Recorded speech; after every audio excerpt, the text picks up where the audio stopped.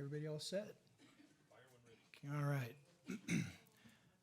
Okay, so I want to welcome everybody. We're going to go ahead and get started. It is 6:35, and today is Wednesday, May 26th. This is a special joint City Council Planning Commission workshop study session for the 2021-2029 Housing Element Update.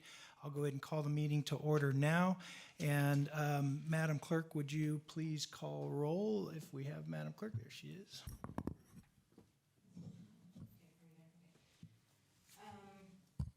Planning Commissioner Ledoux. Here. Planning Commissioner Madrid. Here. Planning Commissioner Thomas. Here. Planning Commissioner White. Here. And Planning Commission Chair Dietrich. Here. Councilmember Dynas. Here. Councilmember Carlin. Here. Councilmember Wiesmeyer. Here. Mayor Pro Tem Sobek. Here. And I'm here. Thank you, Madam Clerk. All right, so we are now, let's go ahead and stand for the Pledge of Allegiance, and I'm going to ask a longtime resident and historian, Betty Boris, if she would lead us in the flag salute, please.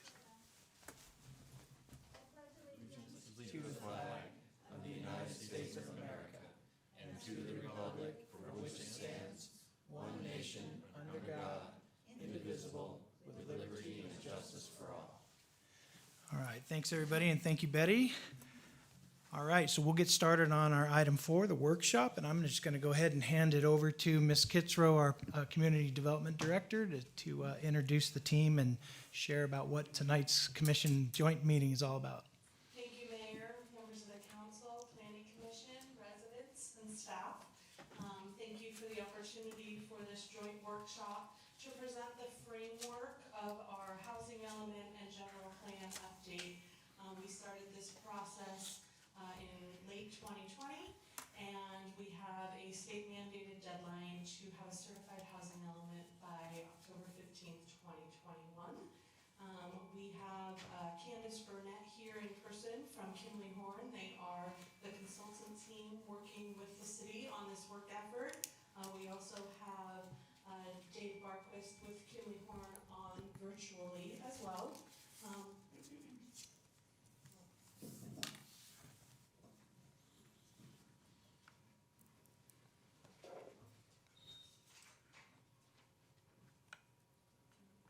What meeting would be complete with an Is it working? Okay, it's working now. Sorry about that. And Doug Darnell, Senior Planner, is the project manager from city staff. So we are going to walk through a presentation that goes over. You got Orlando, too. Oh, I'm sorry. And Orlando Hernandez, our planning manager. Thank you for that. We're going to walk through the framework that we've put together, the community outreach efforts that we've undergone, the candidate sites to meet our regional housing needs assessment, and then additional clarifications, revisions, updates needed to the general plan, including some cleanup stuff to the economic development corridor in the land use element, updates to our safety element, as well as updates to environmental justice policies. So we are looking for feedback this evening. With that, I'd like to hand off to Candace to start our presentation tonight.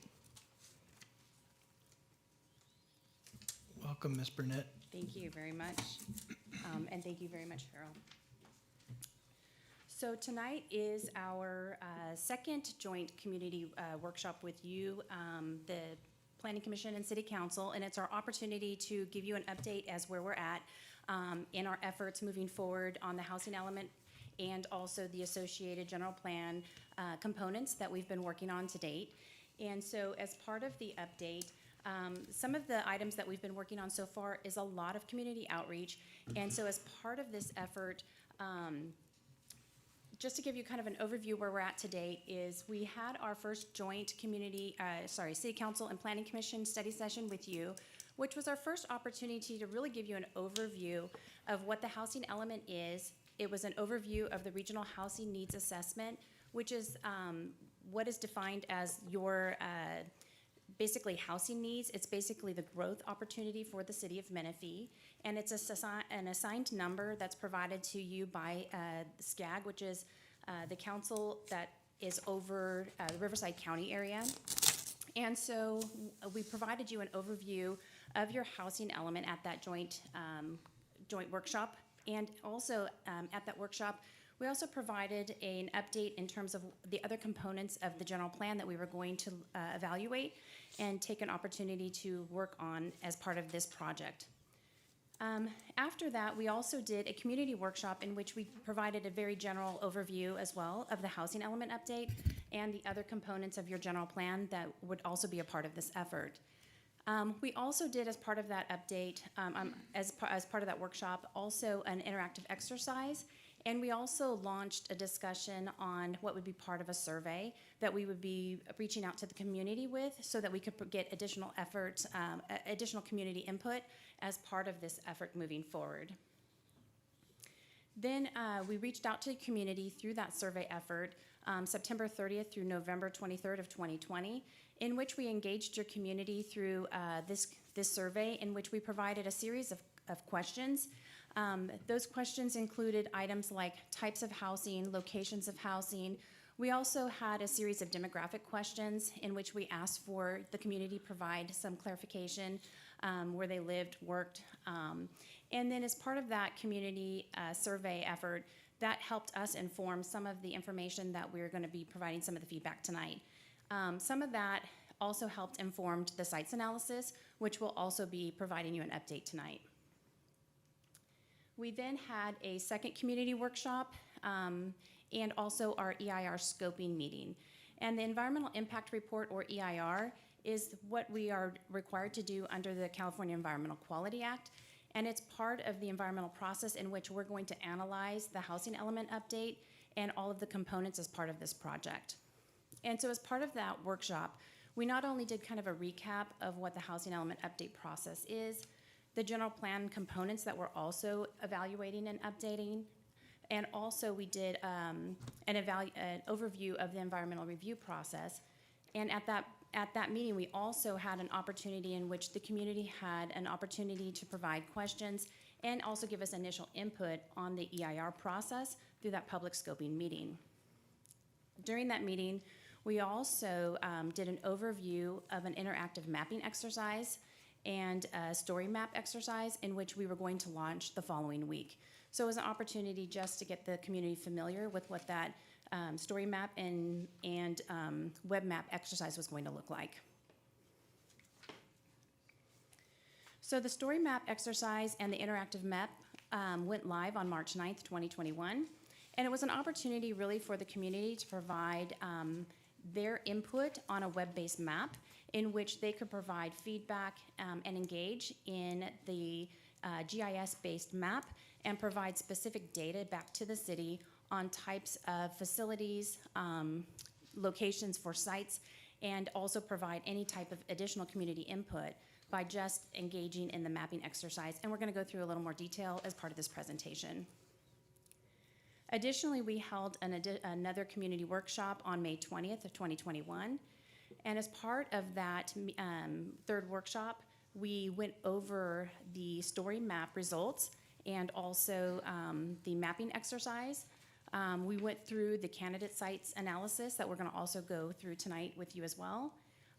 We covered a portion of the housing element that included the draft policies. And we covered where we're at today in terms of an overview of our land use safety element and environmental justice component. We also covered the environmental review process and the next steps in engaging the community through that process as well. And tonight we're here at our second study session to also inform you and engage in additional input so we can continue the process. As part of the story map, we actually were able to provide the community an opportunity to gauge in their own pace to provide input in this story map and web-based map exercise.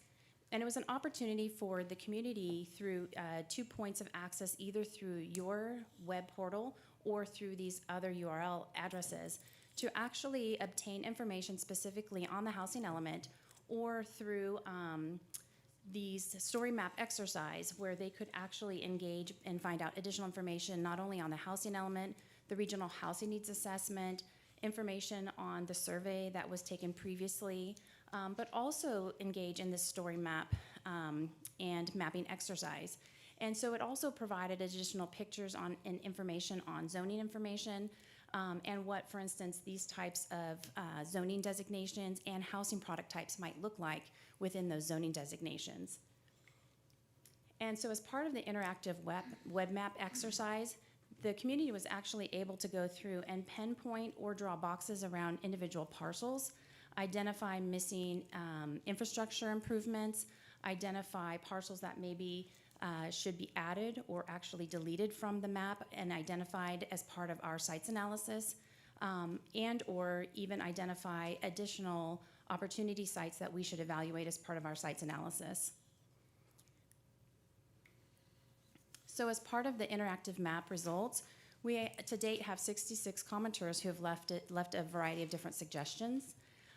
Those types of suggestions include some of the items that I included, which were, for instance, missing infrastructure, the removal of parcels that we had considered as part of the sites analysis and candidate sites, adding additional sites, maybe additional density that we hadn't considered, or reducing the density that we had considered as part of the sites analysis, and also potentially identifying blocks or parcels within certain areas or other specific plan areas.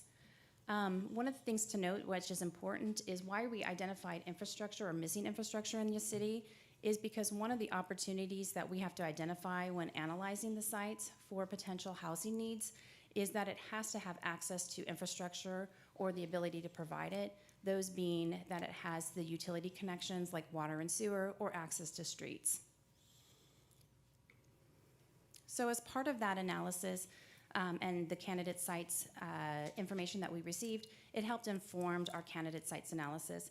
So to discuss further about the candidate sites is Doug.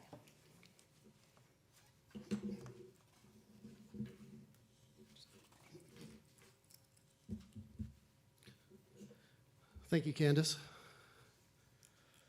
Okay, so a big part of the housing element update is finding sites, identifying sites as part of a site analysis that can accommodate what is referred to as the Regional Housing Needs Assessment, or RHNA for short. That's essentially what the number we're given as a city to say, city, you have to show, this is from the state, HCD, where they say, city, you have to show how are you going to accommodate 6,609 units on land in your city from 2001 to 2029. So that's what that's all about. It's quite a bit, and we're doing everything we can to show the best way to do that.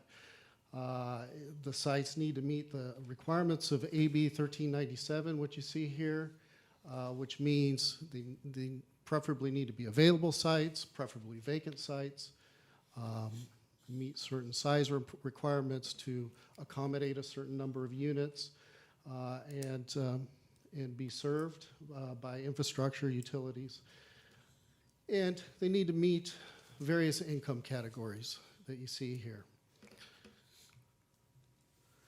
And this illustrates the income categories a little better. And it's basically three basic categories: very low income, moderate, and above moderate. And those categories are based on a percentage of the median family income for Riverside County, which you see there.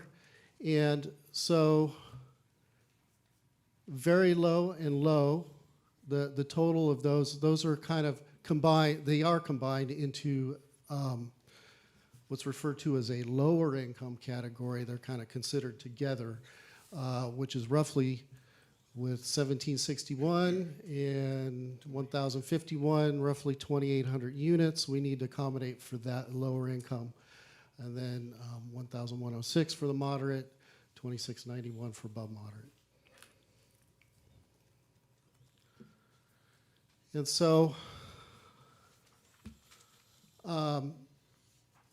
we use a methodology to get to those to identify those sites that we think we can accommodate that on, and in particular, regards to the low and the very low income sites, we need to identify sites that that are higher density, that are zoned for higher density.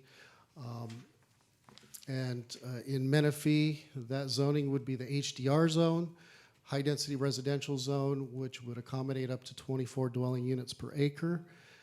And we think that zoning works good for that, for accommodating that, because of existing affordable developments in the city that are at that density or lower. We have a couple in the city, and other recent multifamily development that's occurred at that density. So those are considerations in that. And what we first looked at in identifying the sites is, okay, where do we already have high-density residential zones? So here, these maps depict, there's the RENA number, 2812 for the lower. And so existing zone, the sites you see in these insets, there are sites in the Roma Land area. There's sites also near Rouse Road and Menifee Road. It's a mix of vacant land or some non-vacant land that may be underutilized and have extra area to accommodate multifamily.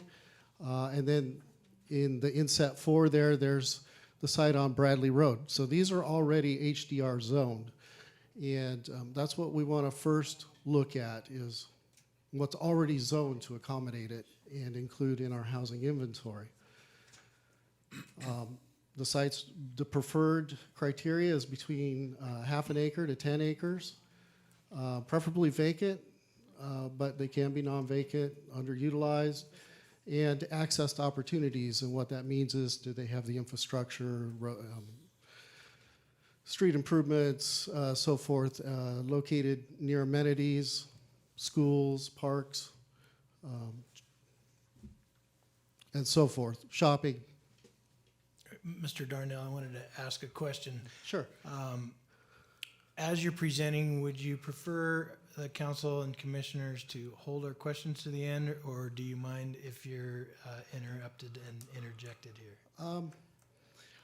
I prefer at the end, but it doesn't bother me. If you do have questions, that's fine. I have a couple council members that are wanting to chime in, so I'll just say let's hold to the end, and if you guys don't mind just writing your questions. And thank you. And and also while we're taking a break here, I know there may be public commenters as well, and we'll hold all of that to the end of the presentation tonight. So just to let everybody know. Thank you. All right, please proceed ahead. Okay, so then beyond that, so we have the existing HDR zone sites. They only get us so far in meeting that 2812. They get us a little over 2,000 units. So we need to find more, actually about 2,400 units with those existing. So we need to, so we looked for other locations that we have identified as candidate rezone sites to accommodate the remaining lower income need.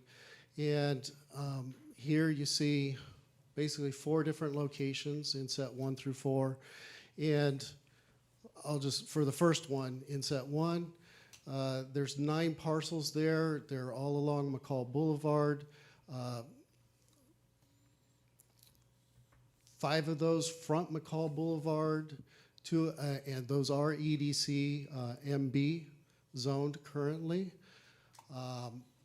The 2 most southernmost parcels on McCall are LMDR. So we're looking at changing all of that to HDR. Then in set 2 And that's a total of about 18.5 acres there with all of those parcels. In set 2, it's one parcel from the Economic Development Corridor Newport Road area to HDR. That's about 4.85 acres. In set 3 are 2 parcels on the west side of Bradley Boulevard, or Bradley Road, roughly 9.5 acres. That's also EDC, NR to go to HDR. And then in set 4, 1 parcel from EDC Community Core. This is on the south side of La Piedra, right next to the school there, off of Sherman, just across the street. And so a total of almost 38 acres with those.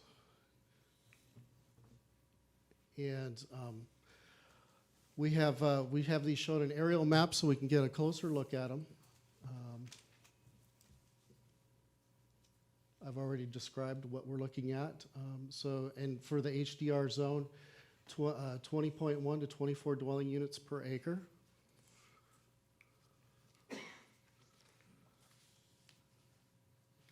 Same thing there.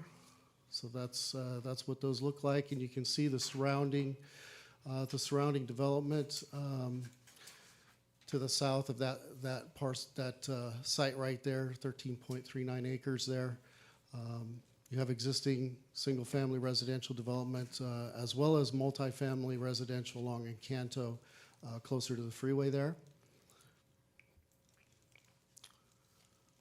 This is the parcel on Murrieta Road, little ways north of Newport. And then the 2 parcels on Bradley, north of Newport.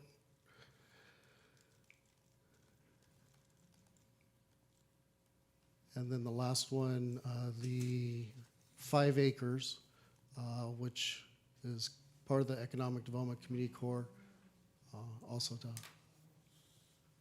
HDR. Okay, next I'm going to talk about moderate and above moderate income sites. And so we're required to accommodate just over 1,100 units for the moderate income households and almost 2,700 units for the above moderate. And we intend to do that. The site's identified to accommodate that need. We're fortunate to have a number of specific plans that are entitled for development, primarily single family, but not all single family subdivisions. 7 of them in all, and Menifee North, Cimarron Ridge, Legato, Audie Murphy Ranch, and you can see the rest there. So these are either, these specific plans have partially developed, but they still have additional units they can accommodate in this new planning period, so they're not completely developed, and then others that are yet to be developed.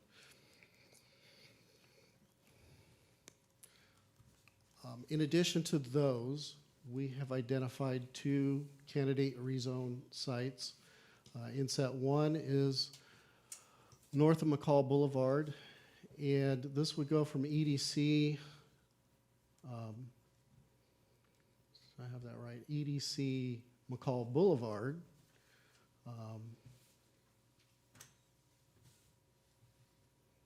EDC McCall Boulevard to MDR, medium density residential, so that's 8.1 to 14 units per acre. And then the other one in set 2, sorry I mislabeled the road there, that's actually Newport Road, just north of Newport Road, rezone from EDC EDC Newport Road to low medium density residential, and that's 5.1 to 8 dwelling units per acre. These were identified for this in particular because they don't have frontage on those arterials or direct access or frontage from them. They're really only only served by residential roads that also serve existing residential next to those sites. And also there's interest from those owners for just doing only residential on those properties. And so those will get us a little extra for our moderate and above moderate, which we meet and exceed. And there you can see the parcel a little better in the aerial views.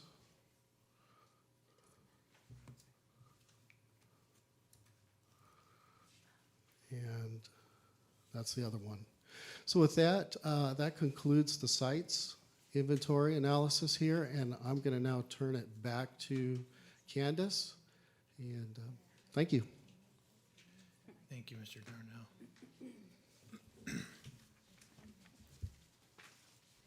Thank you.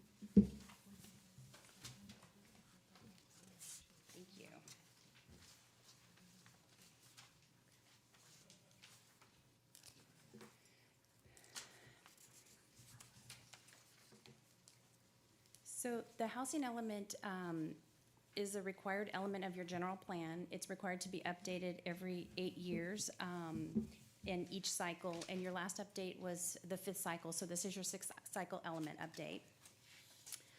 Each housing element is a required chapter of your general plan, as I previously mentioned, and it has a series of chapters or sections.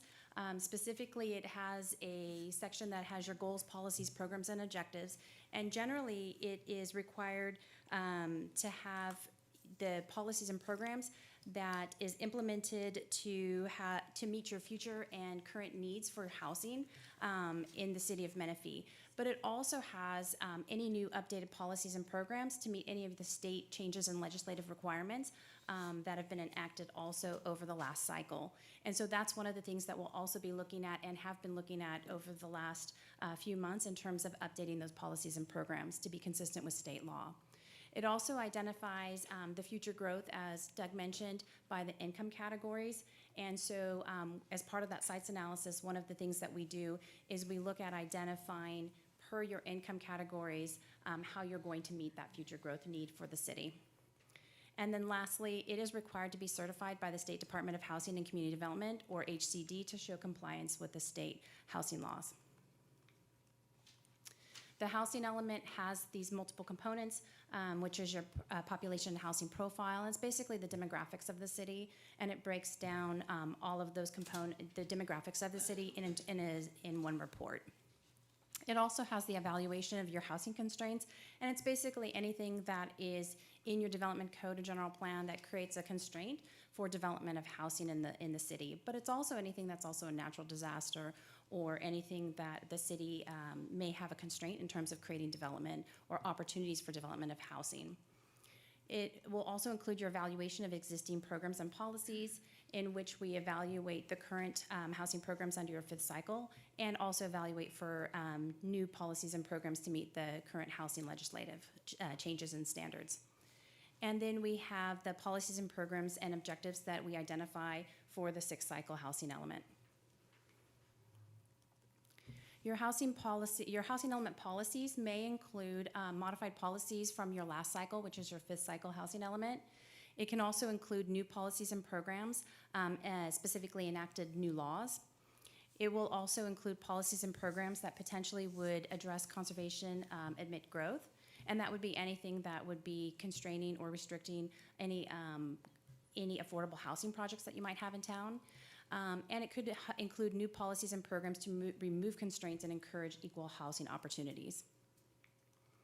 So in this housing element, we've drafted a set of draft programs based on new laws. Specifically, we've looked at opportunities for compliance with SB 35, and basically that's any provision for affordable housing that meets the requirements of this law. And so there's a draft policy that will be provided to the public and also you to review as part of the housing element update. Also, anything that is a new legislative change in terms of emergency shelters, transitional and supportive housing. These are basically new definitions and requirements that support anything that deals with emergency shelters and transitional housing. Also, the next one down, which is regarding homeless people, And these are all changes in new state legislative dealing with how you define and deal with housing to support these different needs. There'll also be a new policy specific to supportive housing and lower barrier navigation. The city currently has definitions and policies that help and support and regulate housing for these types of needs. You just need to redefine them and have language that is consistent with state law. And also housing for people with disabilities. Again, you have definitions currently in your code and also general plan. It's just providing updated policies and standards that is consistent with with the state law. And the last is affirmatively furthering fair housing. Again, it's all creating a new policy current to the new legislative changes. The housing element policies also includes a set of draft programs that are, the first one would be your sites to accommodate the city's regional housing needs assessment. This is the sites analysis that Doug just covered, which is basically affirming the sites list that will be provided, which is your final candidate sites list.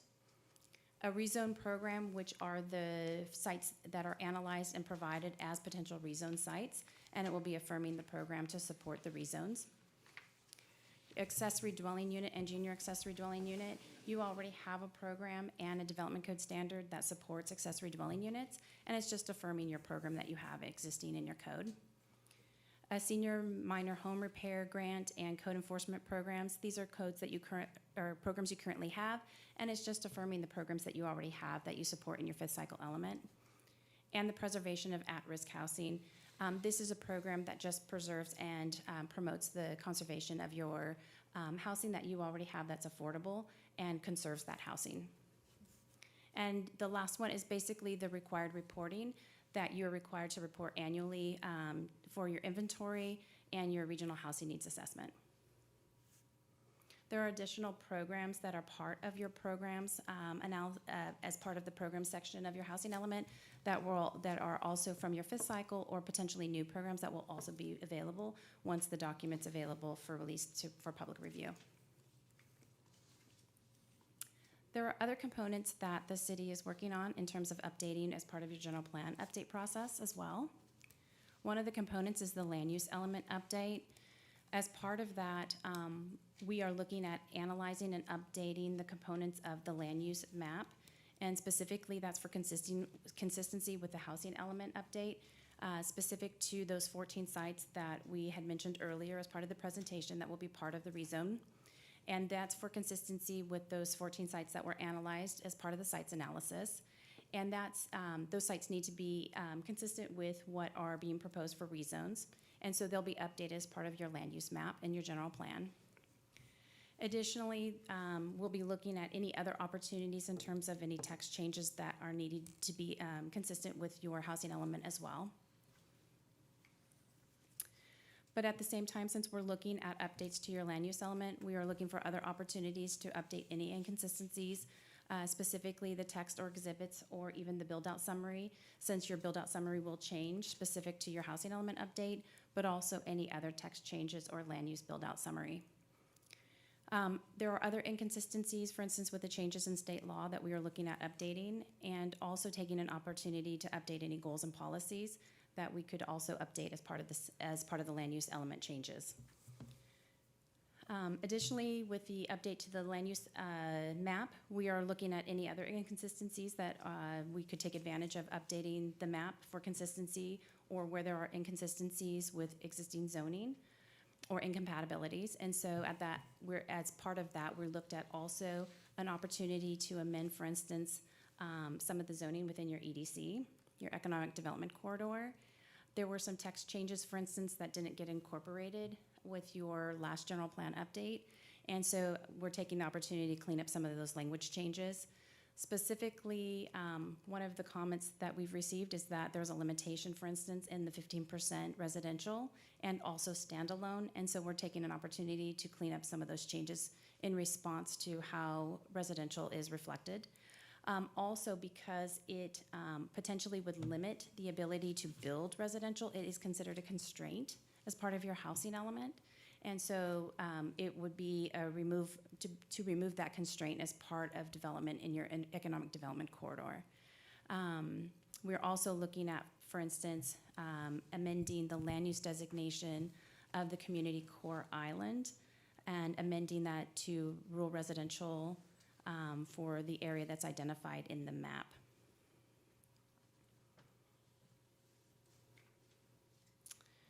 The other element that we're looking at updating is the safety element update.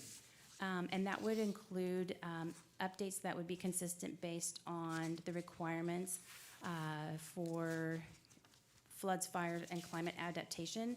And that's a requirement based on state changes and relationship to how we are addressing the changes for safety elements. Specifically, there are new policies and legislative changes in how you address new development within certain areas that have been defined as very high fire hazard severity zones, and also consistent with how you review new development. And so as part of this element update, we're looking at how your policies address those changes and also how it reflects new development. So we're taking the opportunity to look at the text and tables and also how it addresses the new legislative changes that must be incorporated.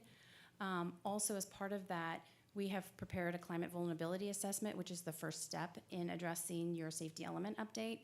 And that is a document that actually looks at every possibility in terms of how the city is evaluated in terms of wind events, fire events, storm, heat, precipitation, and how it would react in those types of events, and then how it would be affected based on future water constraints and other safety hazards.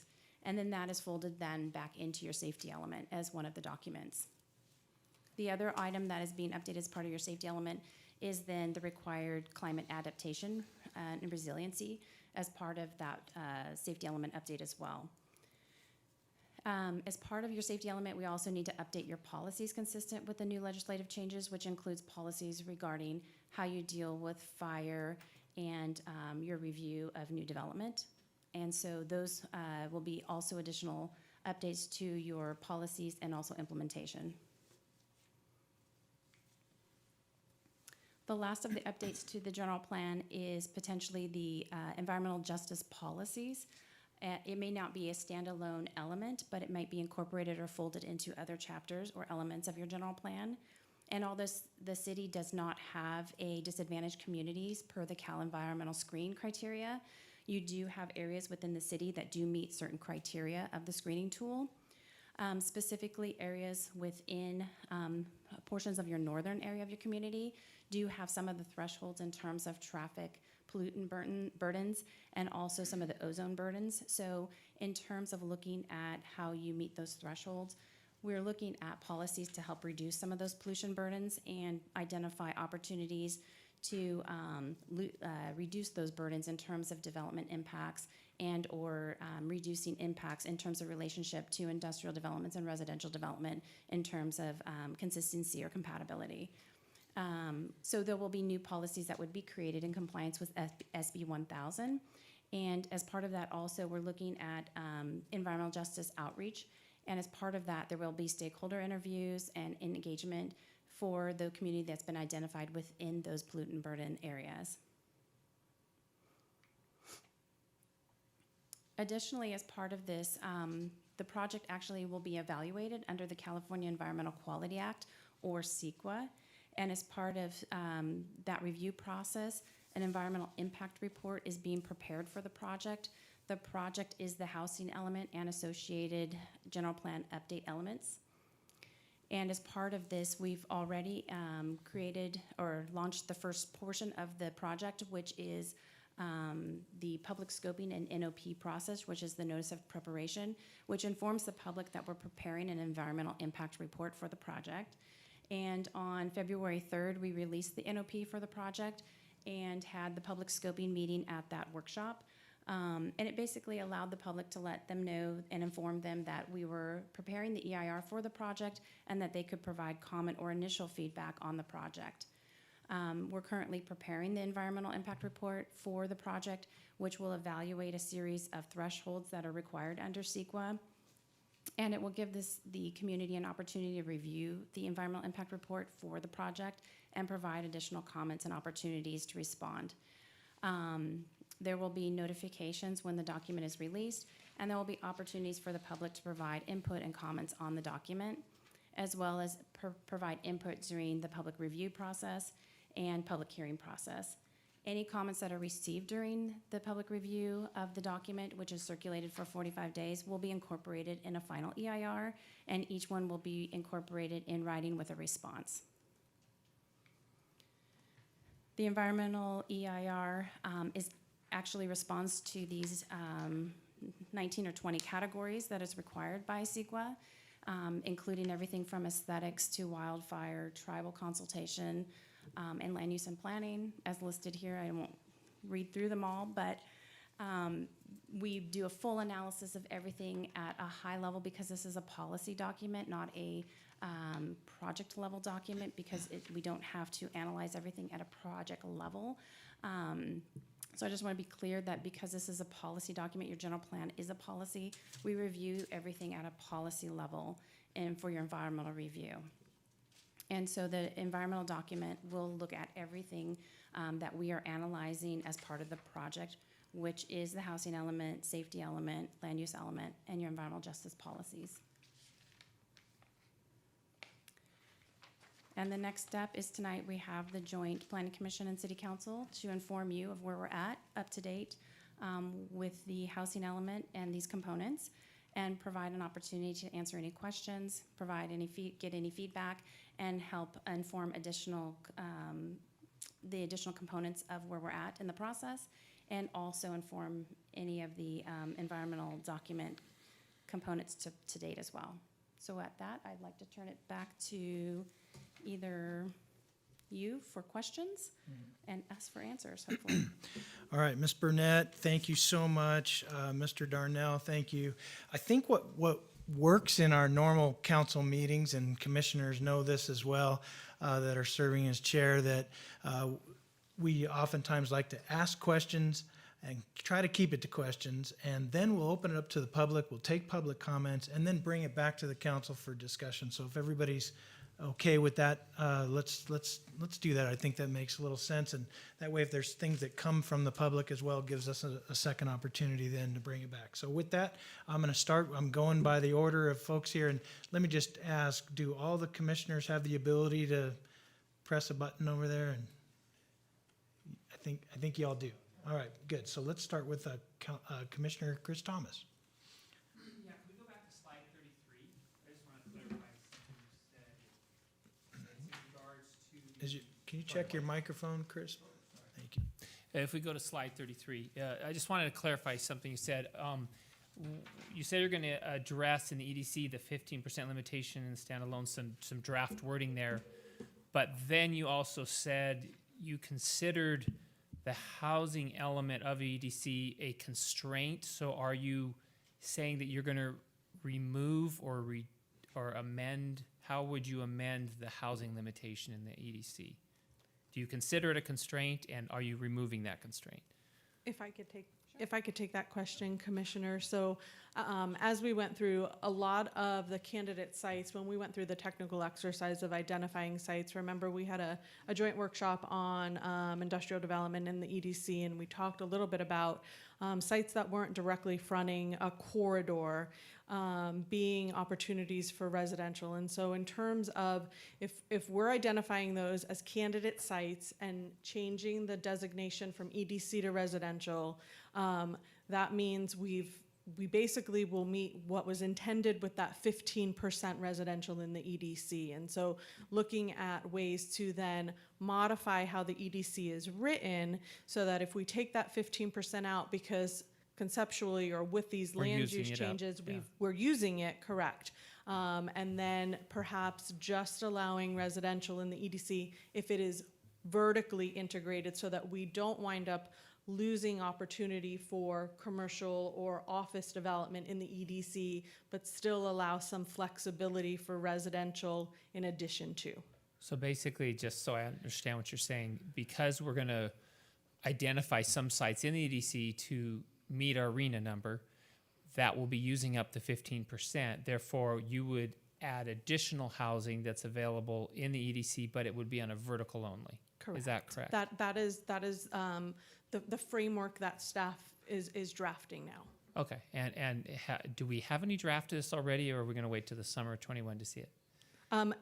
The goal is to have a draft out for public review in June, so in a June. couple weeks. Okay, Correct. thank you. All right, next question, Councilman Leesmeyer.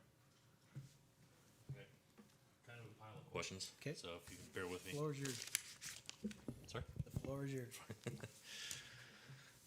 you go back to that slide, actually? It was a good slide. I did have a question on that one. I do. Okay. With respects to that, what you're calling the island, I remember when we did the general plan, and I remember these residents and the people of these properties came forward and put their properties out to be put into the EDC. So to that end, what outreach are we doing with all of the property owners, all the stakeholders, as we change things? So all of the candidate sites, the property owners for every candidate site that we presented tonight, all received certified letter notification that we've identified the property for a housing element site. The sites that we also, for those candidate sites, did a courtesy notification to a 300-foot radius. Those folks that would receive a public hearing notice when we eventually take the housing element update to Planning Commission and City Council, we notified those folks so that it was early on in the process. This site right here, this island, we wanted to discuss at tonight's meeting. We didn't do individual notifications, correct? On these sites because they weren't identified as housing element sites, right? So our initial focus was housing element sites. Right. So we would be sending certified letters to these property owners as well, not notifying them of a housing elements candidate site, but that we are identifying to redesignate back to the rural residential. What we've seen over the last 7 to 10 years is that I think when this was designated as EDC, the idea was that perhaps the town center specific plan would include more integrated mixed use and that we'd have maybe some commercial further back. As the town center specific plan developed, the commercial tended towards Newport Road and there isn't that mix of commercial. We've had a couple of projects or interest in projects come in this area, and because the parcels are small, there's infrastructure deficiencies. We haven't been able to generate any uses that would be EDC uses without a large assemblage. That is becoming a challenge, and so we thought because there's opportunities elsewhere along major roadway corridors for EDC type uses along the Hahn corridor, along Newport Road, that from a land use perspective, putting this back to the rural residential, which primarily 80% of it, if you will, that's the type of use that exists there now. So let's call this a cleanup, right? You're gonna call this a cleanup area. This cleanup area hasn't been contemplated in any of the environmental documents, anything else, so this is gonna be added in? Is that a question tonight? You're asking if are you looking for an opinion of whether you should make this change? Well, it has been included. Okay. It's part of the study. But of course, from a policy direction, no, the council or the commission aren't taking formal action. There's no decision being made, but if there's feedback, that's what we'd like to hear. Okay. Yes. Okay. And then, so on the very low inset 1, this is the single family lots. Do you have up a in the slide northern number, Georgia? just I don't know. 14? Thank you.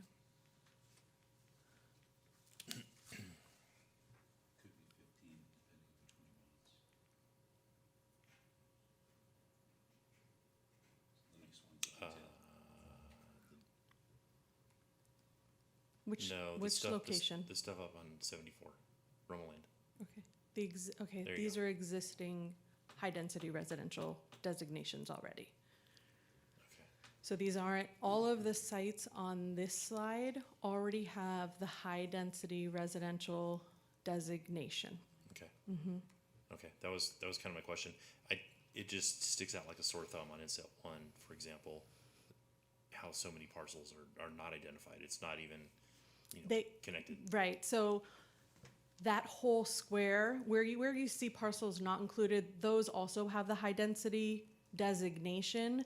But in terms of analyzing sites that are candidates for multifamily, we pulled out sites that are developed with single-family residences, that have accessory structures, that likely aren't going to redevelop.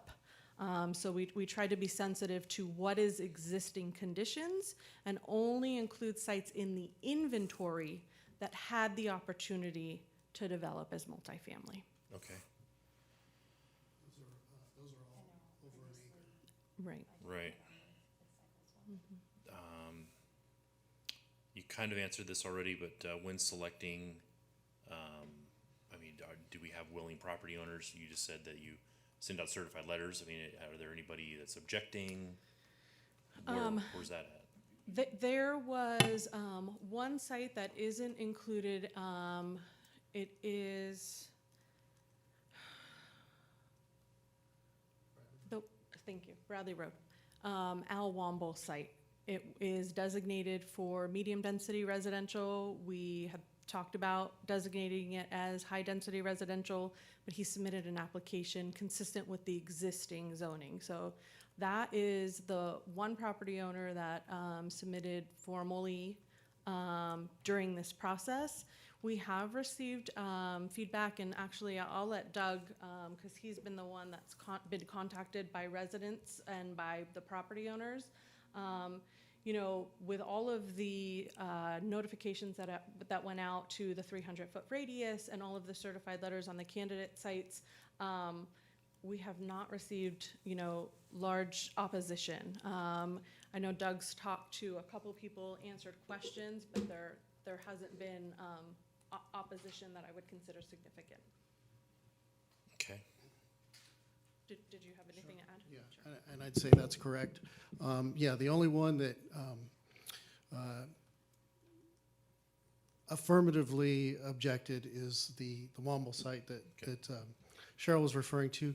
Others have just had questions, they want to understand more, and not really any position strong one way or the another for the folks that I've talked to, which is probably about three or four different individuals that I've had conversations with. Just for clarification on the Womble site is Bradley Road, just south adjacent to Salt Creek. Correct. Is the door, conceivably the door appears closed for additional candidate sites?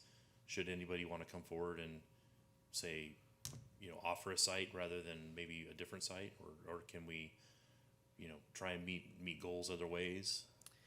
So certainly, this is a framework. We've done a lot of analysis to identify these sites. We want to make sure that we can accommodate the RENA numbers that we've been given, and also have included a buffer in case some sites develop at a different density. We want to make sure that we have a buffer. That's good practice.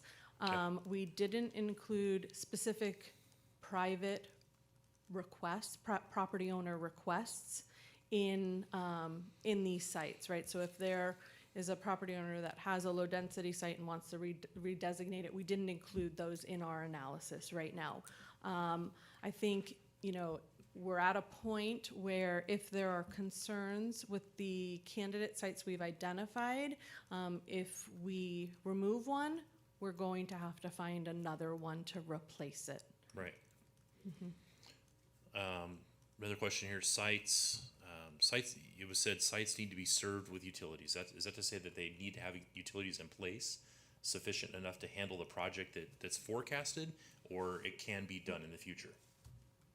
And kind of a piggyback on that is, for example, if you're taking a large portion of land and you're changing it into high density, how do we know that the infrastructure is there in order to sustain that density?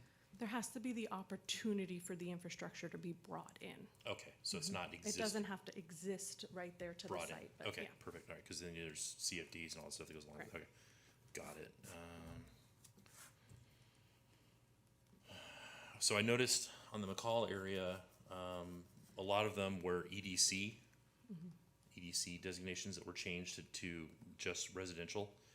On the flip side of that, as a long-term vision, we're losing some opportunity for economic development corridor by giving it to residential. Can we go to slide 16 for this, please? Is there an analysis on the backside of that as the city grows, we need to be financially understanding where we are losing potential for revenue? I mean, is there, we have instances where developments come in and they say, I don't want to do any commercial on my property, I want all residential, but the city requires them to do a financial impact study. But in this case, we're not doing that. Right. So the thought process with the EDC sites is, with the EDC, we've got that 15%, right? And so these sites potentially could have been residential up to that 24 dwelling units an acre. So while we're not doing the fiscal analysis, we're trying to balance. We're trying to balance what's required to meet our housing element and state law, looking at, do these sites make the most sense from a land use perspective? And these sites could have accommodated residential. Okay. And for this, I know, Mayor, you asked for this slide, so just the two parcels along McCall or EDC, the two behind it are residentially designated right now. But we're proposing to change the two northern Correct. to Correct. residential as opposed to EDC. opportunity for commercial and retail. Correct. Got it. Last question. The Boulders project near Spirit Park, Correct. that parcel that we're talking about, isn't that part of the project? No. Okay. The Boulders project is the parcel just west of the two parcels. Okay, And I thought they so- had both. 23. Thank you. Thanks, Bob. Here you go. Okay, so they So just it- have the one corner. They The just one- have the one corner, and Got this it. one, we're not looking at doing high-density residential. We saw this parcel, no longer Newport frontage, the Boulders project coming in with the higher density mixed-use project. So as you went to the east to have this site be a low-medium density residential piece as a transition from the Boulders proposal of mixed use to the existing single-family to the east. Got it. Can I piggyback on your question? The Boulders, how come are we not getting RENA credit for that because it's mixed use? Correct. So we have to be cautious in including housing in the EDC as RENA. So HCD, because there's no guarantee that an EDC parcel as we sit today would be residential, it's a little bit of a slippery slope to say we're going to count EDC properties to meet our RENA. But I thought the Boulders, if I may be mistaken, the project, I thought we already saw a plan, a specific plan or some kind of a map or something. We have not. We have It's- not? It's Okay. in process. It's in process, okay. Correct. Okay. Good, Billy. Thanks. Okay, thank you, Councilman. Next is Councilman Carwin with questions. Thank you. I want to start with a couple of kind of introductory questions. Since the housing inventory isn't attached here as an annex, I'm unclear. If you go to slide 11, I just want to make sure I understand this and the public likewise. These 6609 units, are those in addition to our current inventory, or will that be total after we add the complying units? This is for the next planning period, so we This We is have in our- addition to our current inventory? no. Okay. Those are satisfied. We have a certified housing element that illustrates that we could accommodate the current cycle, the 58 something, in the current housing element. We start fresh with the sixth cycle. So these are 6609 units for the planning period 2021 to 2029, an 8-year planning cycle. So it's not like we have 5,500 in our fifth cycle. We don't add those to 6609. Right. This is so- new. And maybe I know this seems semantic, but want to make sure I understand. So at the end of the cycle, if we meet all of our criteria, do we have to add another 6,600 units? Or at the end of the next cycle, our total accommodation will be 66 units? Is 6609 the cumulative total, is what he's asking. Right. So we have 5,800 units as our criteria now. Are we adding another 1,000 units, or are we adding an additional 6,600 units? It's 6,600 units for the next 8 years to accommodate. Okay, so the allocation, is that coming from the state based on our city, or is there a statewide number that we're getting some sort of apportionment of? How did this number come to us? Yes. Go ahead. I'll let you get a little bit more technical. It is coming statewide, then it goes to the region, the SCAG region, and then there was a long process in terms of the methodology on how the region, the SCAG region, was going to distribute the housing units to each city. Okay. Getting more specific, my questions. Where's my question here? So I see a lot of environmental impact kind of stuff here and stuff involving climate and fire. Don't see law enforcement on this list. So we just did the budget. Adding all of these units, especially the high-density units, would seem to impact law enforcement and their budgeting and personnel by a tremendous amount. Do we get any credit for that because we're required to add all of these units? No, there's no funding for. I just want her to say it out loud so everybody hears it. They don't think like that up there. Come on, Bob. Okay, so in light of them not giving us any credit for additional law enforcement that's necessary, are we going to have to do another budget analysis for law enforcement after this is finalized and the plan is set out? Because clearly the current budget requests for law enforcement are not going to be sufficient to cover these additional units. So again, we're accommodating, we're showing the zoning, we're not. We're not actually building Building them. them. Okay. So as the city grows, I think as part of the annual process, budgeting process. We'll see if these that's things examined. actually get built over the period of time. And then my last technical question, the rest I have are kind of for the comment section. One of the things I saw that flashed by, I don't remember what slide it was talking about cultural resources detected on the sites. I mean, we're pretty dense with cultural resources in this region.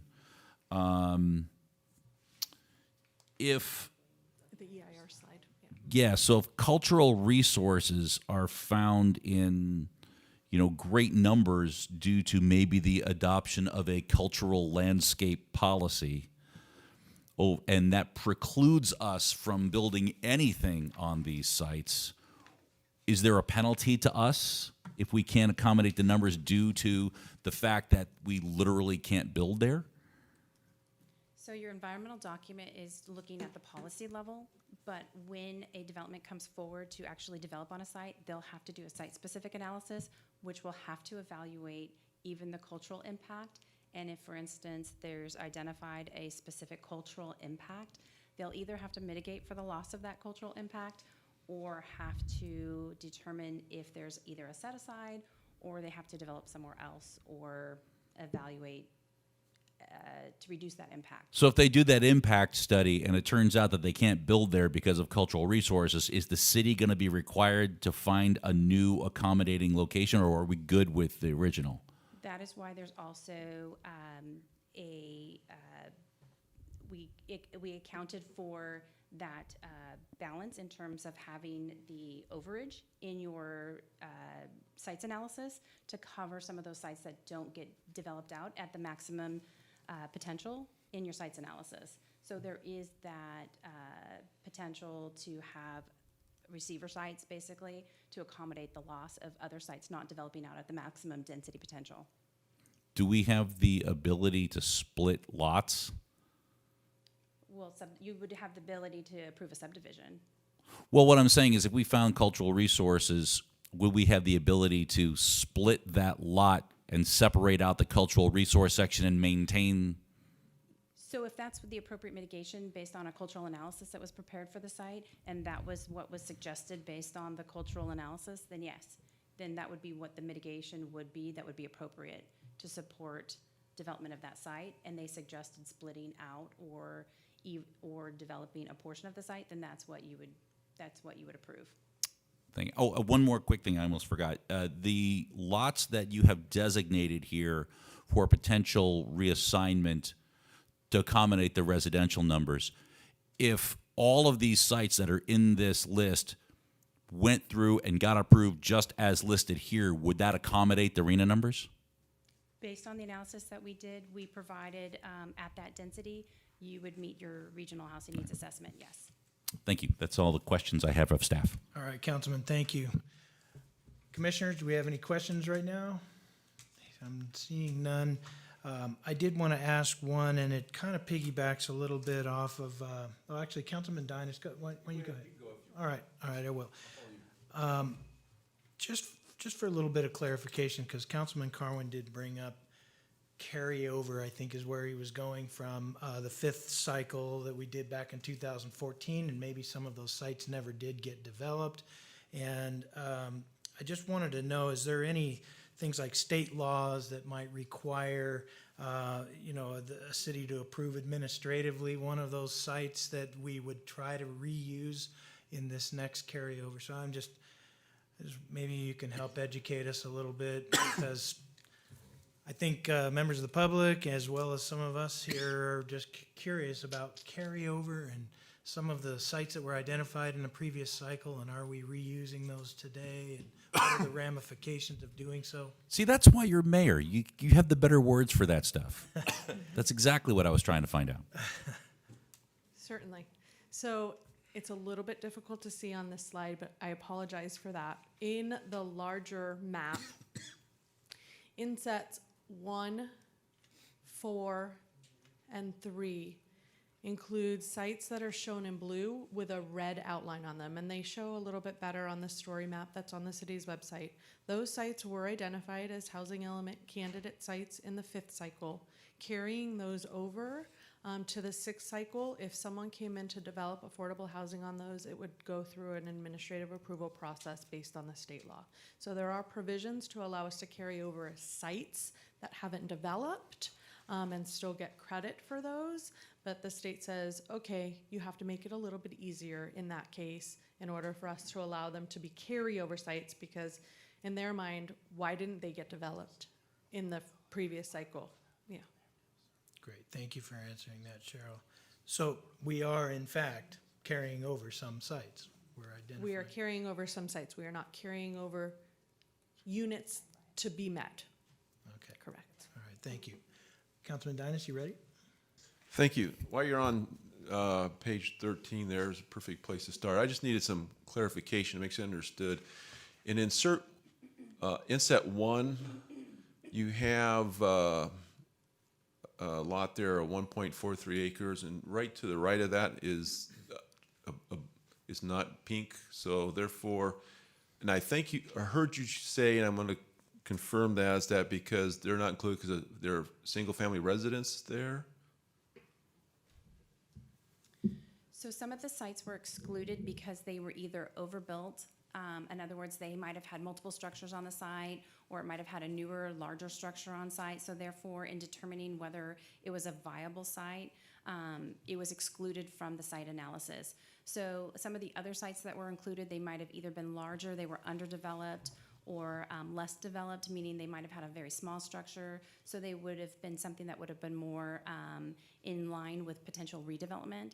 And so we identify those as a potential redevelopment site for a candidate site. So we try to exclude anything that might have been newly developed in terms of identifying it as a candidate site. Okay, because you have that, it seems strange, you have that little island right there around the high density you know, It's all high Property there. density, so everything in that whole area is zoned exactly the same. It's just some of the sites were excluded specifically because they were already developed out at its maximum intensity.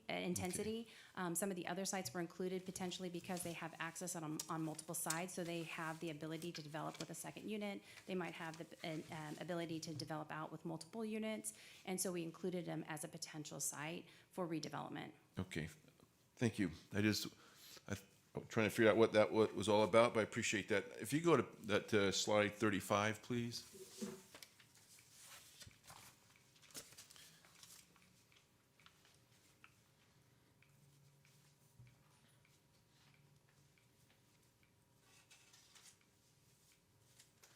Thank you.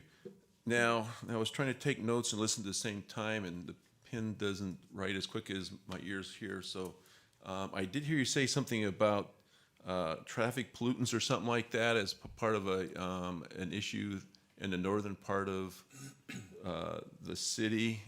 Could you repeat what that was about so I can understand it? So there's a Cal environmental screening tool that you use in terms of determining whether a city or an area meets a disadvantaged community per the requirement.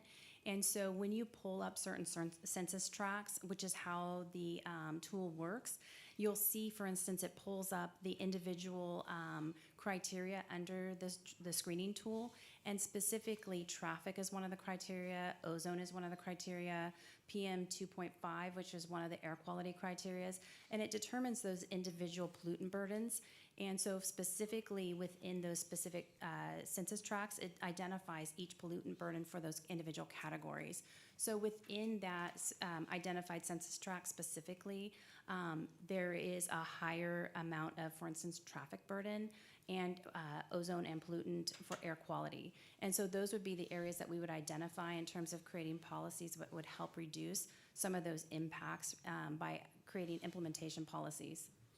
Okay, and I it's not necessarily directly housing related, but I mean, if there's issues like that in the northern part of the city already, just because there's a high interest in warehouses and distribution centers, to me, that would have a negative impact on the environmental issues that you just identified.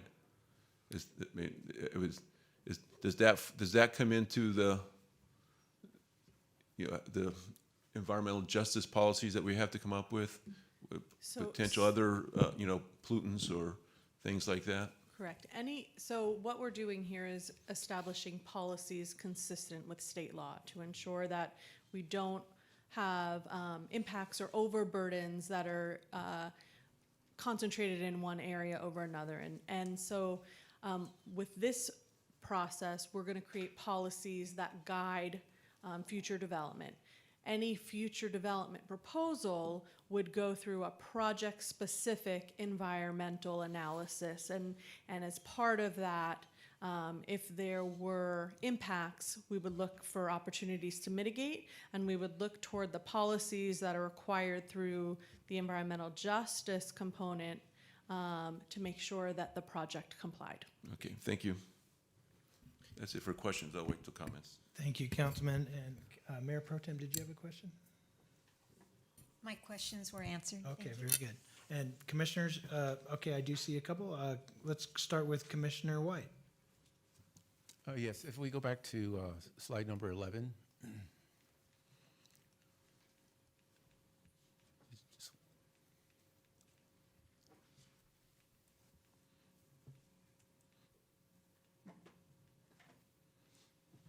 Just want to understand those numbers. So the very low and the low income housing that we designated, I think Mr. Darnell said around 2,800 units. Those are all going to be high density. There's no single family, there's no areas that will allow any type of single family housing. That would be all high density housing versus what you see from the moderate income and above moderate income, which there's plenty of single family homes there. So those, yeah. It's how you qualify or define single family. So for instance, even an ADU potentially can meet the criteria of that income qualification. So it could still even be an ADU or a junior ADU that qualifies as a housing unit under that very low and low income qualification. So it doesn't have to necessarily be a unit that fits within the very high or high density designation, but it can also then be a townhome or apartment that smaller also duplex. qualifies as well. Duplex. Okay. Correct. Thank you. Councilman Thomas? Yeah, can we go back to the environmental justice slide? Yeah, Can we go back to? sorry. Sorry. I just wanted to clarify,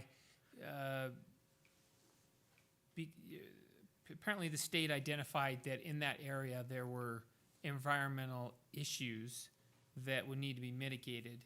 And the purpose of this whole policy, this whole document and this process is to set up policies the city has to deal with those things, to mitigate, right?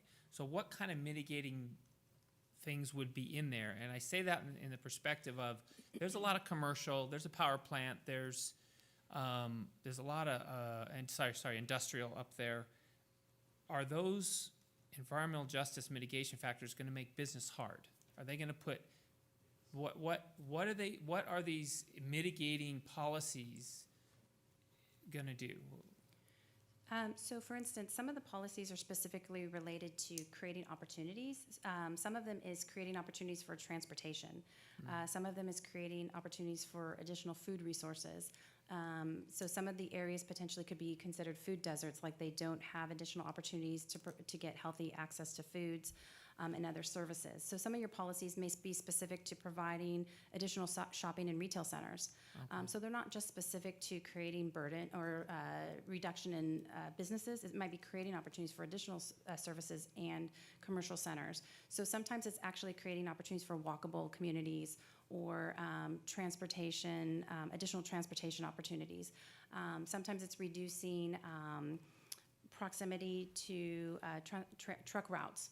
So there are some of those too that help reduce the amount of pollutants in a residential neighborhood, but there are others in terms of creating opportunities for the public to participate in community meetings. So you'll see policies like that as well. So they aren't necessarily regulatory burdens, additional regulatory burdens on No. industry. Okay, that was my concern with that. Okay, that's it. Okay, so I do have one more. If we could go to slide 21, and Mr. Darnell, you were the one that presented this one, but I don't know who the right person to answer the question, but it looked like you had identified a couple of moderate sites and said we have a need for those, and I had a little pause on that. Slide 21, please. I'm trying, Okay. Mayor.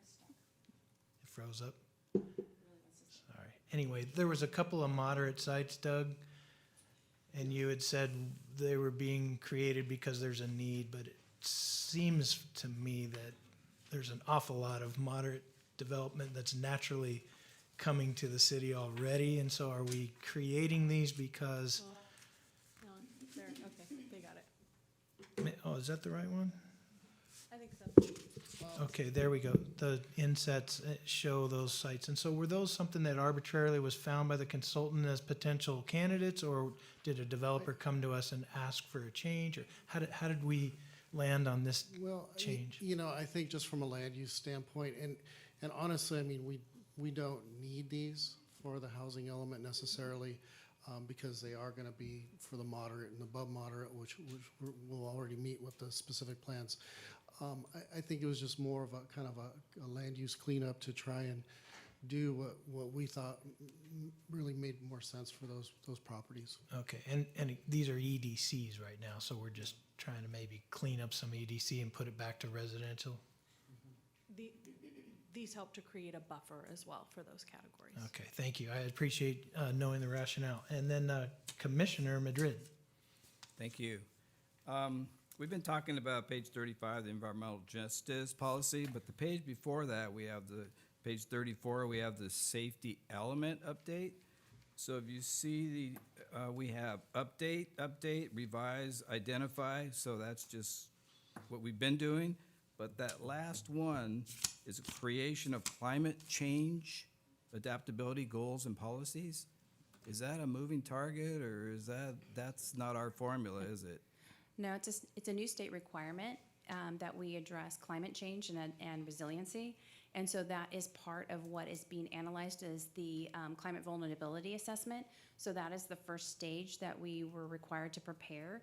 And so that'll be a document that will be the assessment that I mentioned before that actually analyzes the city in terms of those different elements, wind events, fire events, flood, heat, precipitation, and then we looked at creating the climate resiliency in terms of those different legislative changes, and there will be new policies that address climate change.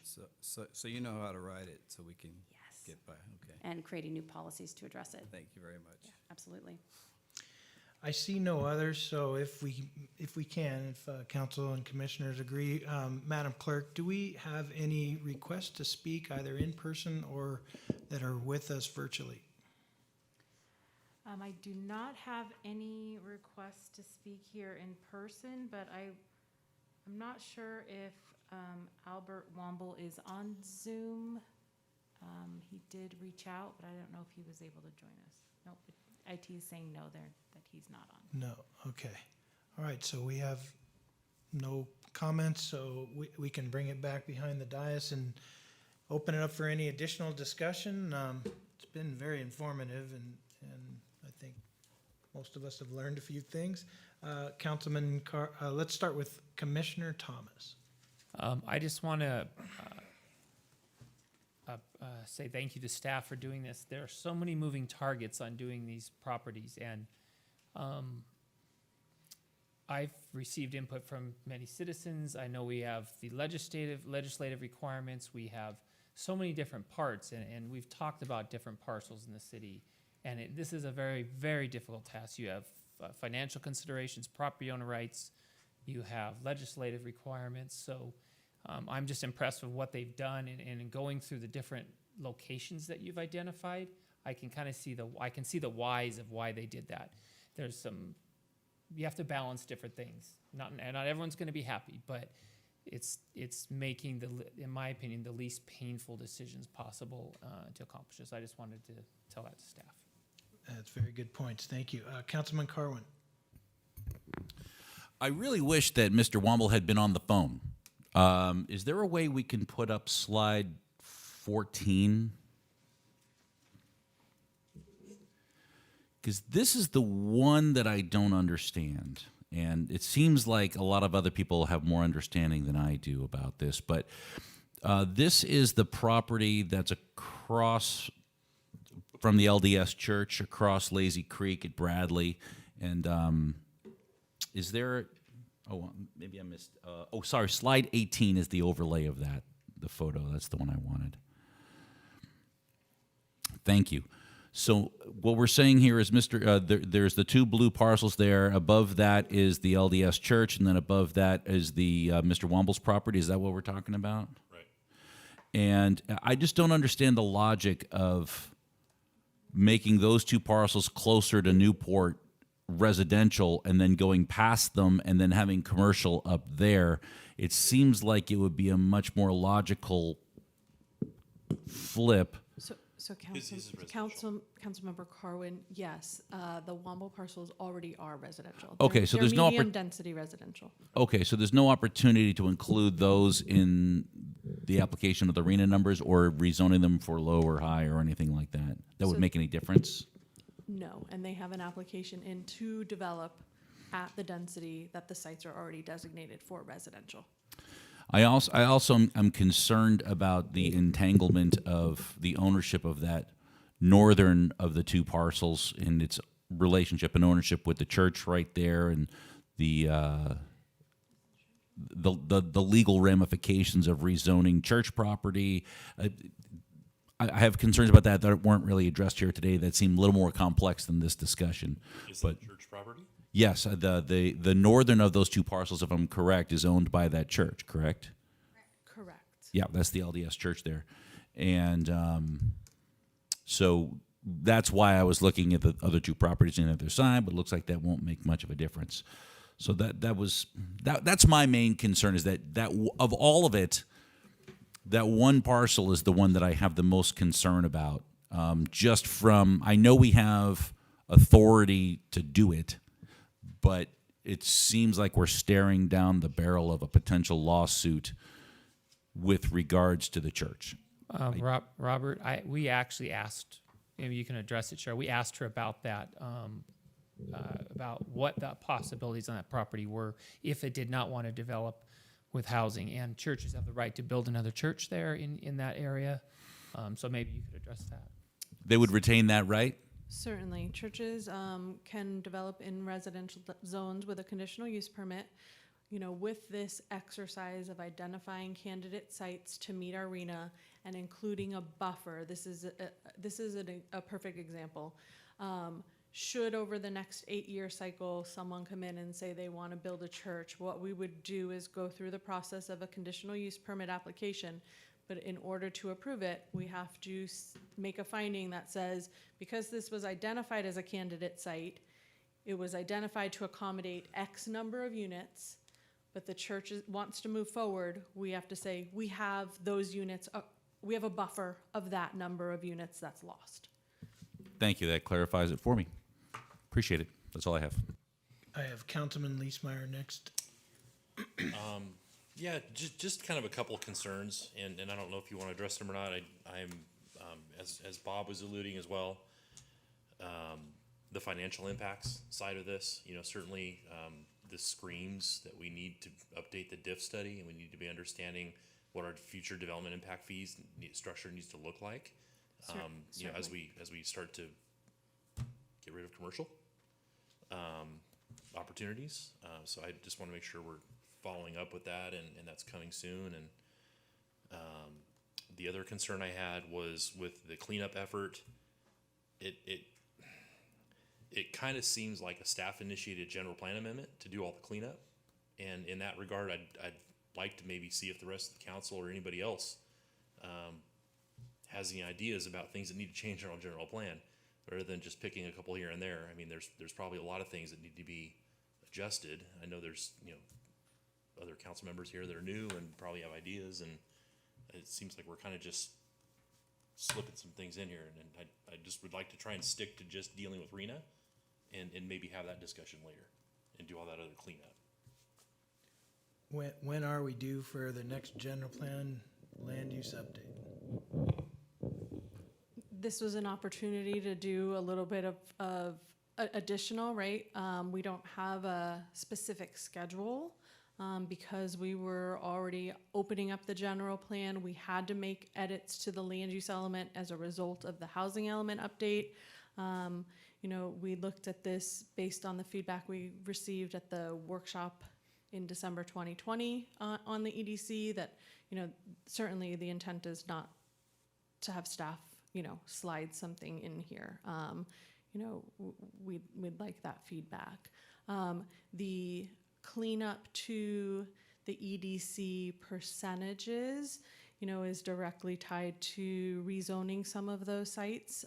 Like I mentioned before, if we're already meeting that intended 15% acreage, then we need to address how future residential outside of the rezone sites in the EDC would be allowed. And I appreciate that. I heard that loud and clear at our December meeting, and so I appreciate staff taking that initiative on that. I do have Commissioner Dietrich in the queue. Thank you. Yeah, initially I would just like to, echo Commissioner Thomas's statements about how difficult, almost impossible of a task this is of balancing the state's requirements, the local concerns, property owners' concerns, all of that. I would just point that, my one largest issue would be with the slide 16. So the McCall property, the McCall property in the EDC. We've had prior discussions about maintaining the EDC for commercial business purposes, not losing that. And so that, to me, I know we have to choose sites at some location, but to me, that frontage on McCall right off the 215 seems like prime commercial space that I would hate to give up if we could find other spots to minimize that. Man, I agree with that 100%. That was one area so close to the 215 on McCall, the frontage, not the back of that parcel piece. I don't know if it's all one, but I think I remember that you cannot split a parcel piece. Is this all one?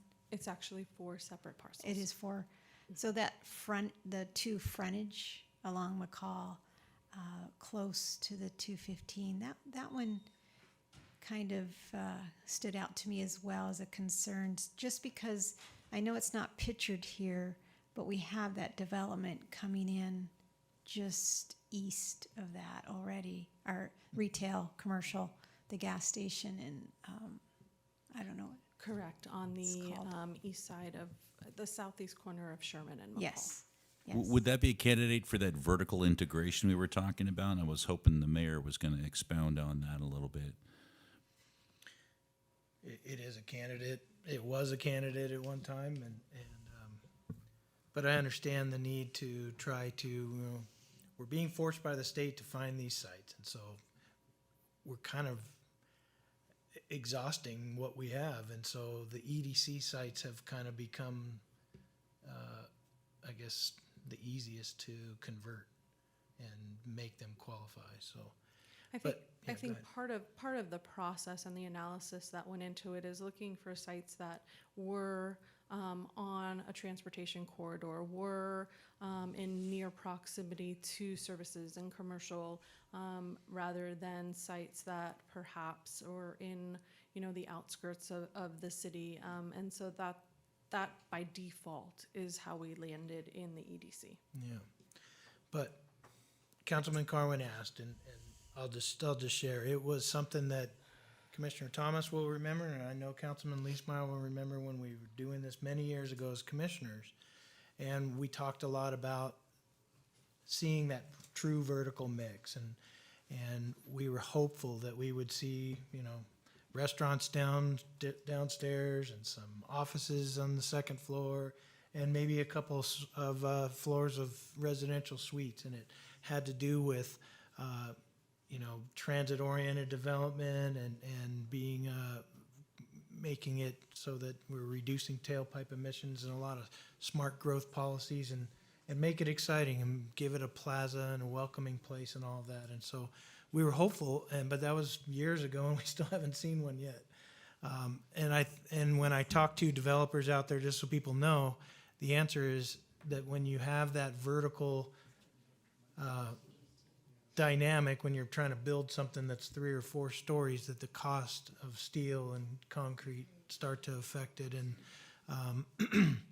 the developers in the community are more interested in going flat because they're finding that there's land here in Menifee that's a little easier to purchase than in other places, and they're going to get a better yield building single-family residences and things like that. So I think that's probably the reason we don't see a lot of that yet, but as we start to do infill projects in the future, we might start to see Yeah. more, but. The mayor, on that, I've also heard from some developers on that they just said that Menifee's just not ready for that Not type ready. of development, and it will be a long while before we are.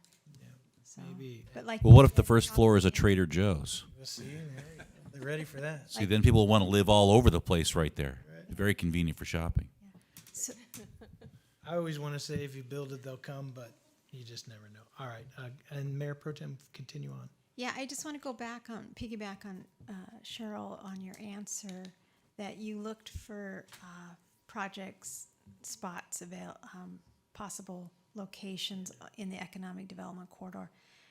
And I see that you've done that, but do they all have to be in the economic development corridor? I mean, can we look at maybe an outskirts, maybe one of them an outskirts area a little bit?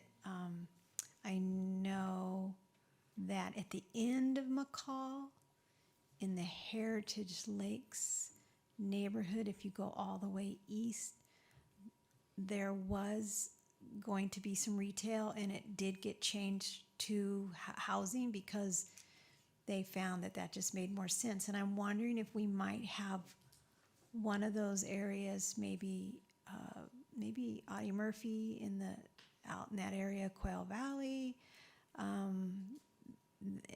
instead of this location along McCall. So you're asking for feedback. That would be my one, agreeing with Commissioner Diedrich, this one area that's so close to the 215, if we might be able to find a different area instead of that location. That would just be an ask. Councilman Dinas? Thank you. I appreciate what's been said so far about what's on the screen right now about that staying retail. That was on my list, but I appreciate those comments. But if you could turn back to slide 14, please.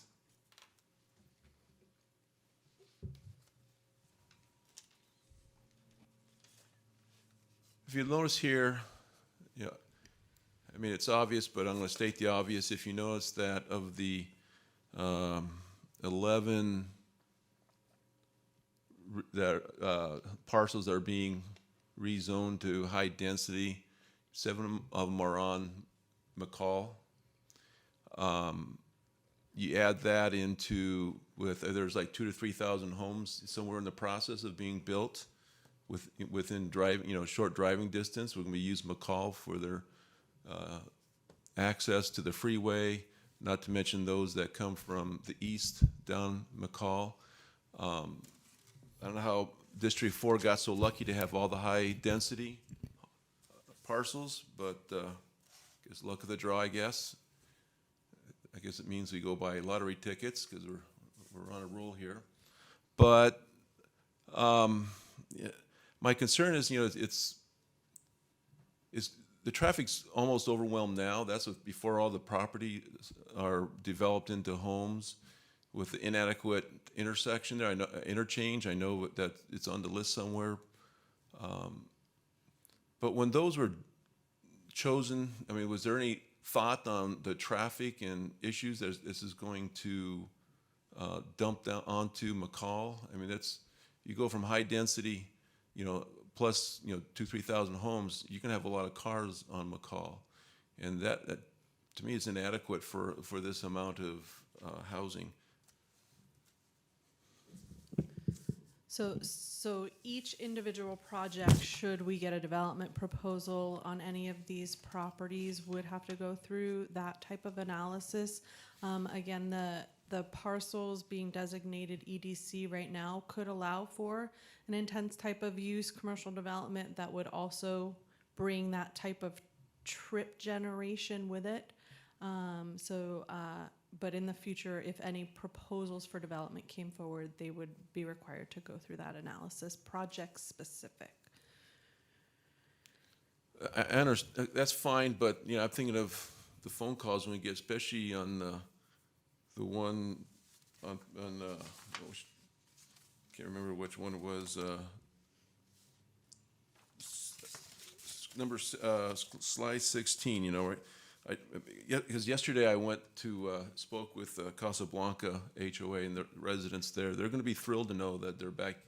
They're going to be back against high-rise apartments. They're going to be thrilled for that, and let's just give them the mayor's number if they have issues with that.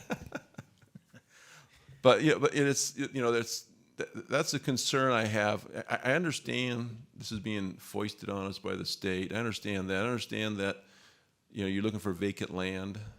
But I don't want to see McCall being just, apartment row or whatever it is because of the high density. When, losing our EDC on that and just becoming, McCall, I guess we'll call the IMC for the interchange there in McCall. That's my concern with being so much high density in a short area, there. So that's a concern I have. Let me.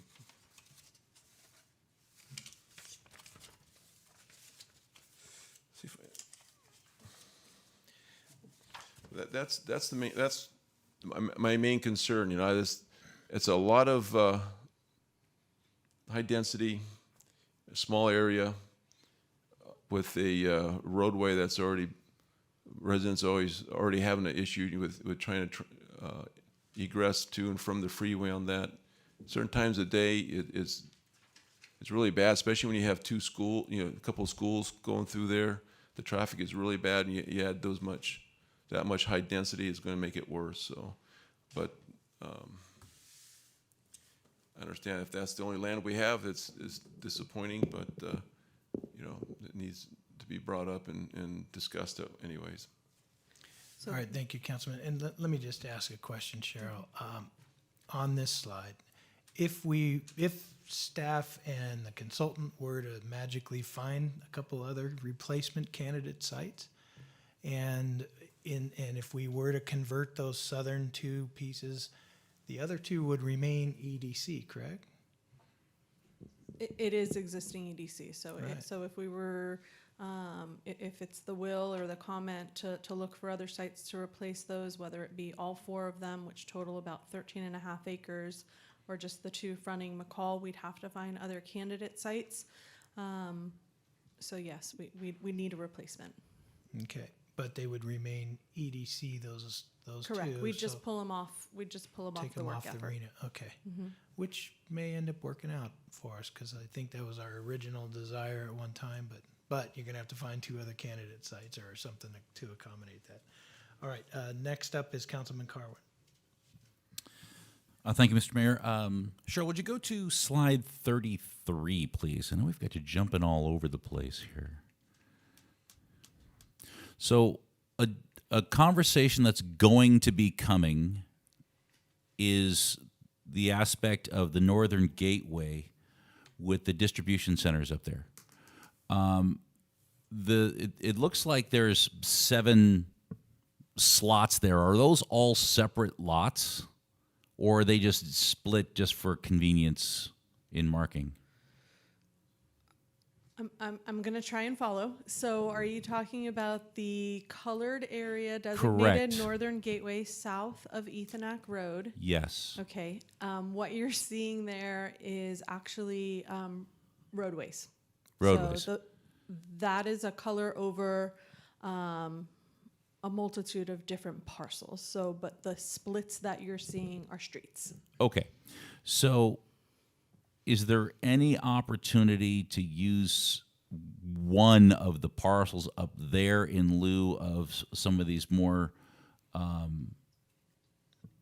like this McCall area here? I know that there's a big debate coming of the distribution centers and all of that kind of thing up there. I know the folks who live up in that part of the city tend to want to see more residential up there. It's going to necessarily be, but like the furthest west of the parcels, whatever those are, would be a buffer to the residential that's up there. Is there any opportunity to use any of that space?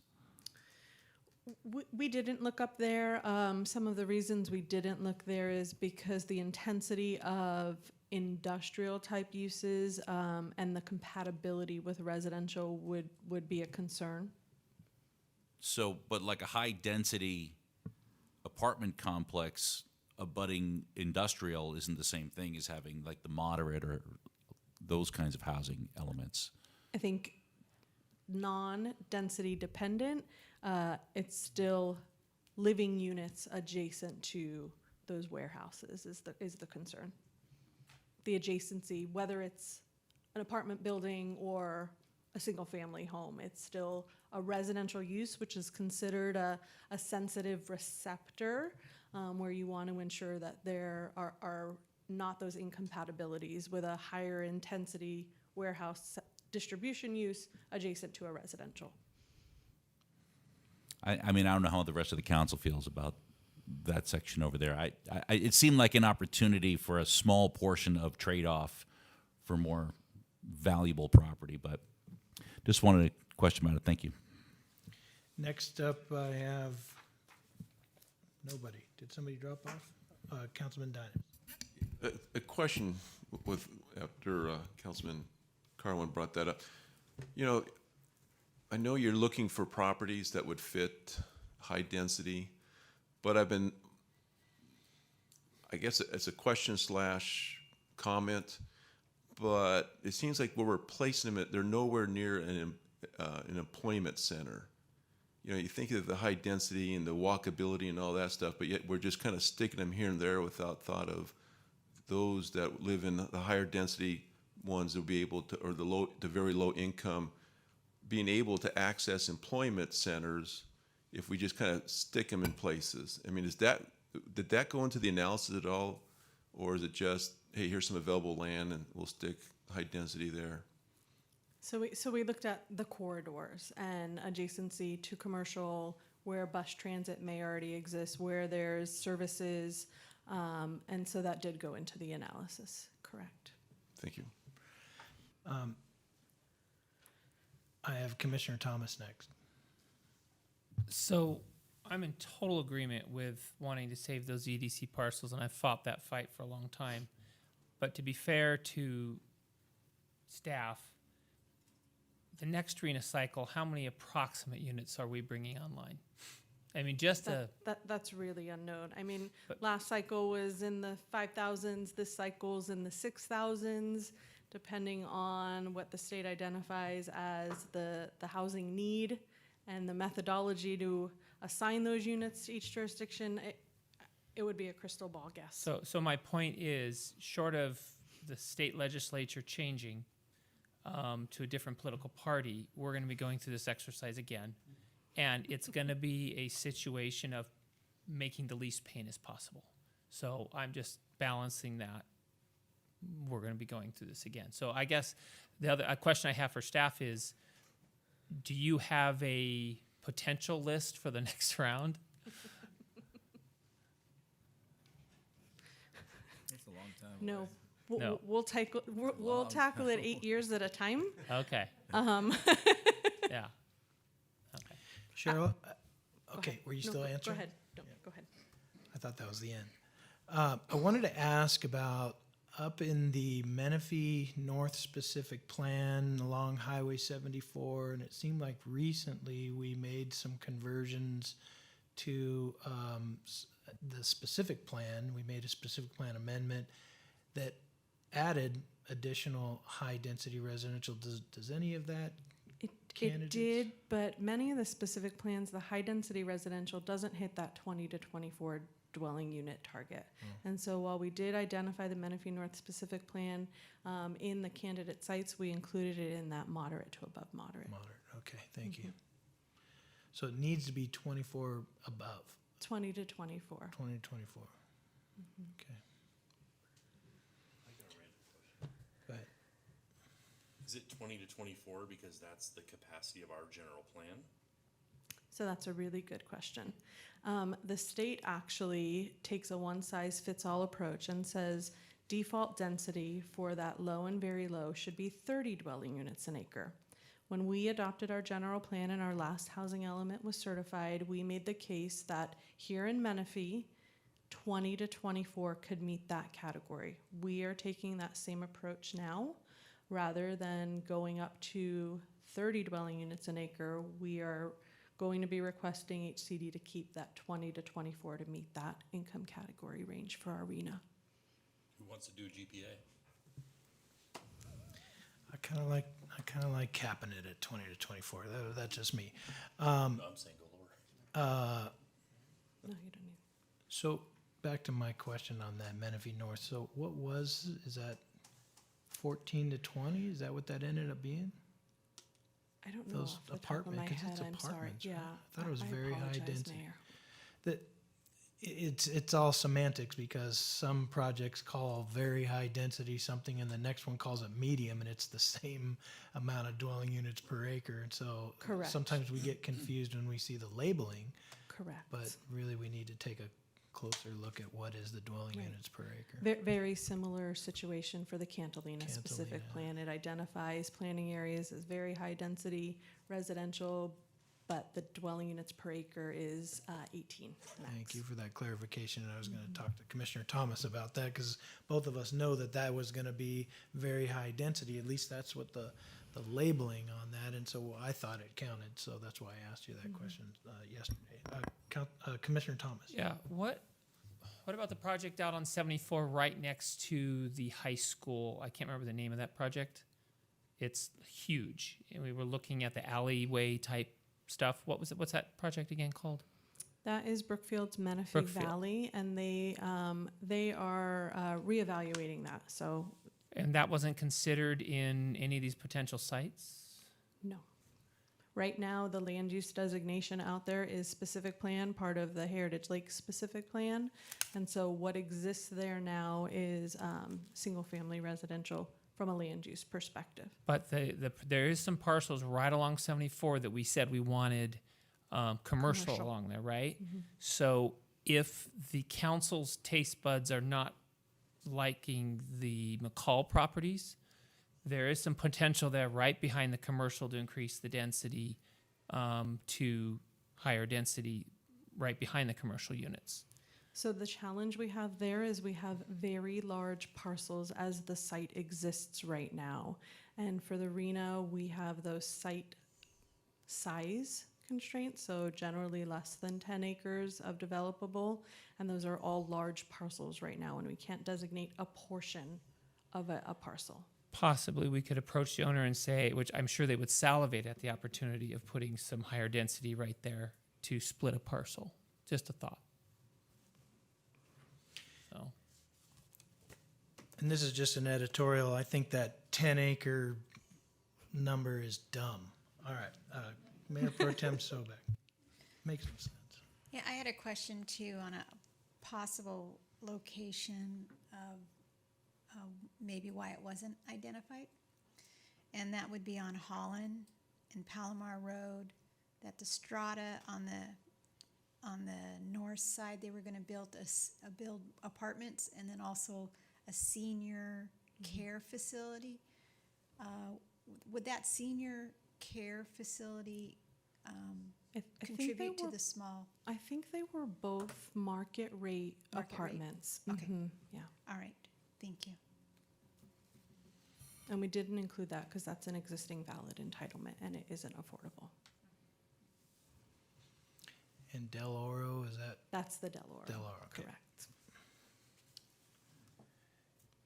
All right. S- Council members, commissioners, staff, do we want to get to the Certainly, finish so line? if I can maybe summarize what I've heard, I think the biggest concern identified from the council and commission are with those sites along the McCall corridor, the frontage sites. The 4 sites total about 13 and a half acres. There are a couple of options, because if we pull those, we do need to find a replacement for them. In the last housing element cycle, there were 2 parcels at Chambers and Murrieta that were identified as candidate sites but ultimately not chosen. They are residential, they are not EDC. That is a potential. Or we have, it is still an EDC site, the parcel at the northeast corner of Antelope and Garbani, just south of Christensen Ranch, just west of Mosaic. That one doesn't necessarily have that frontage like the McCall properties. So we can look at those as replacement alternatives if it's the will of the council's direction to remove the McCall site. Currently, that piece is EDC. Currently, that piece is EDC. Which one, sir?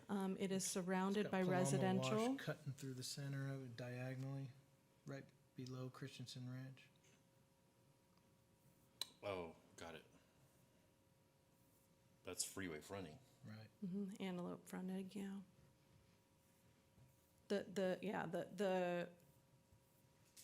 Wouldn't want to lose freeway frontage. The wash for does residential. It's EDC right now. The wash cuts the front portion of it, and then, with the future Garbani interchange, the back portion is the most developable portion of that site. Yeah, that's got such a huge constraint on it, but hey, if it qualifies, What was Marietta and what? It's Murrieta and Chambers. There's 2 10-acre parcels there that were previously considered but eliminated. they're right, they're adjacent to a mobile home park and it's surrounded by senior Correct. homes, which would be a difficult sale, I think. And I imagine that's why they were eliminated last time in terms of the community outreach. huge blue line stream. Right. That's not going anywhere. Okay, council, commission, anything else? Was there a little bit of feedback on either of those? I'm okay with, What about anything around Bell Mountain? I mean, there's all kinds of stuff around Bell Mountain. Is there any opportunity back there? for very high density. Is that what it is? We're looking at very high We're density? looking for a Okay. 20 to 24 dwelling unit per acre. Right, no, replacement that's probably site. too far from corridors.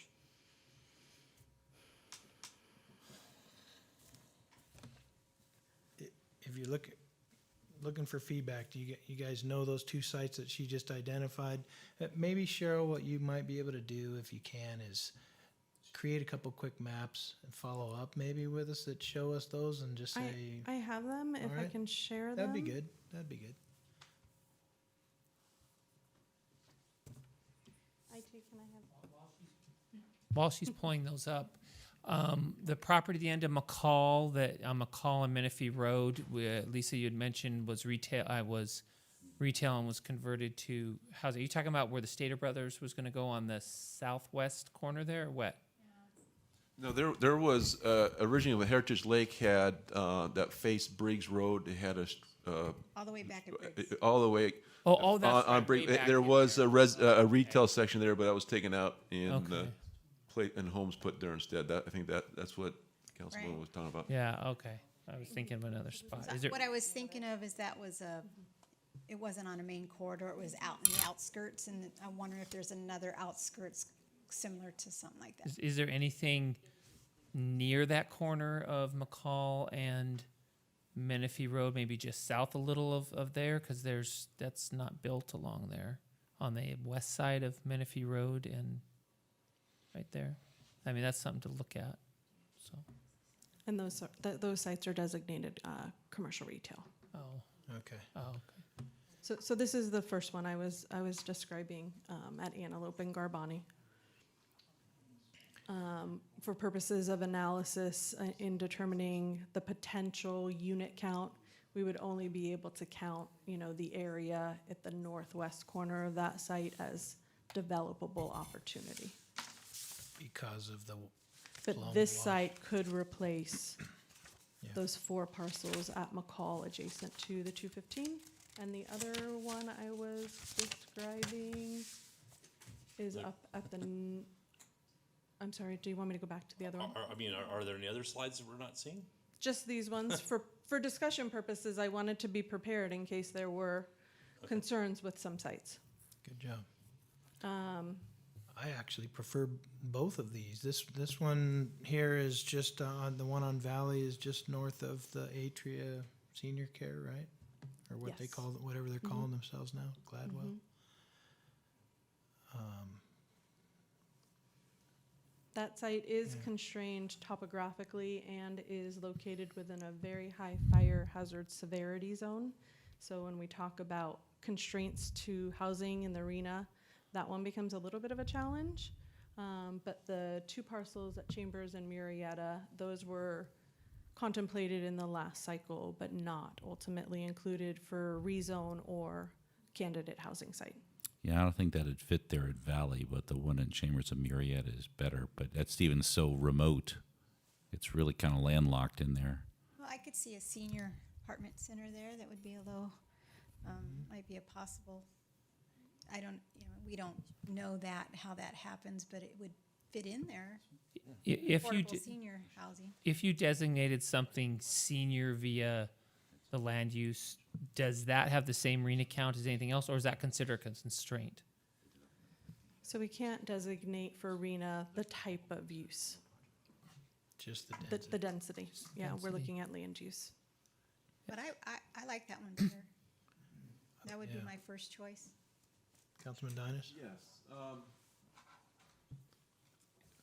I guess I'm a little concerned that staff put 28 acres worth of land in District 4 on McCall as high density and you had all these other properties where we could have spread that out a little more instead of putting everything in one area and burden McCall. I guess I'm a little taken back that unless the question had been asked, this wouldn't even been discussed, alternative places if we didn't decide that we needed the frontage road on McCall. So I just want to express myself that I'm a little concerned that how easy it was just to throw everything on McCall and call it a day. I think staff needs to look a little closer at that, so that by putting all the high density, very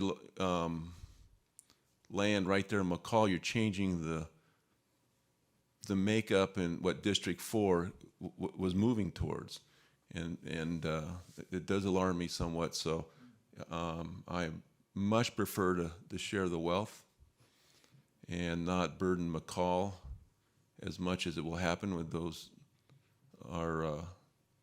when and if those are built. I say that because I know it's in the future sometime, but residents don't understand that. They don't understand the wink and the nod that, hey, we need to do this because it's the game we play with the state. All they see is, hey, we're having very high density apartments. So when I look out my kitchen window, all I see is apartments. And that's not fair to those residents in District 4 that live right there where all that high density housing is going. So I would support spreading that out a little bit, and that will spread the traffic out and make the city a little better place to be. Thank you. Okay, Councilman Carwin? Just in looking at the integration of high-density housing, the Antelope property seems to make a lot more sense, just because here we would have it in this Chambers and Murrieta having a multi-level building in there among all of these older single-level houses. It would create a weird kind of monolith in the middle of it. I mean, it's not going to be 18 stories or anything, but being surrounded like that, having the one thing in the middle, which would conceivably be far more modern because it's being built now and would architecturally just be a complete anomaly to that neighborhood, whereas down off Antelope, you've got the college, you've got some apartments down there already, you've got freeway access for all of those people to come in and out, you've got all of the shops and services off of Scott rather. You've got a giant church down there for them to attend. There's all kinds of services available there for that kind of density, whereas here, it's more just pouring people into a middle piece of land like the center of a bundt cake, and I don't think it would integrate well into that neighborhood. People coming out of there would be flooding the neighborhood with cars. It just doesn't seem to make much sense. But I do echo Councilman Dinas' comments where I think having possible alternatives as part of the main presentation would have been nice, so we could have discussed it at the time and asked our questions as part of the report. But my feeling is that high-density housing here doesn't seem to make much sense. And then the one off Valley, the one below there, just because of the topographical concerns and things like that, would just be very, very strange there. But that Antelope property seems well suited for it. And you could have all the cool features of the wash going through and parks and things like that over there. So that would be my preference. Okay. I would echo your sentiment. I mean, the Antelope Road, looking at it here, I mean, like you said, complementary to the college. You know, we've talked about the Carboni Road interchange, easy in and out, densities, work good where you have a lot of transit opportunity. So I totally agree. Can we go to that slide real quick? The Antelope. So while you're pulling that up, Cheryl, the loss, are we talking about losing just the 2 front acres on McCall or all 4? Leaving the back 2 residential? With the size of this one, and if we assumed half being developable, it could compensate for all 4 of the McCall ones closest to the 215. Because that's 13 and a half acres there. And say we left that EC, the constraint would be on commercial as well there, because they couldn't be building on that stream anyway, right? So no matter what's there, that's a constraint for anything, correct? Correct. Okay. On this site. On this site. Correct. And the compensation is equivalent to in the acreage and the units. Mm-hmm. Mm-hmm. So, Council Commission, unless anyone has any objections, I think that we have a consensus there. I don't know, it's a hard corner. and we're gonna have an interchange there. And it's an opportunity for economic development right there. I don't know. I don't agree. And there are plenty of apartments along Antelope. So, and there's more planned already along Holland and Antelope.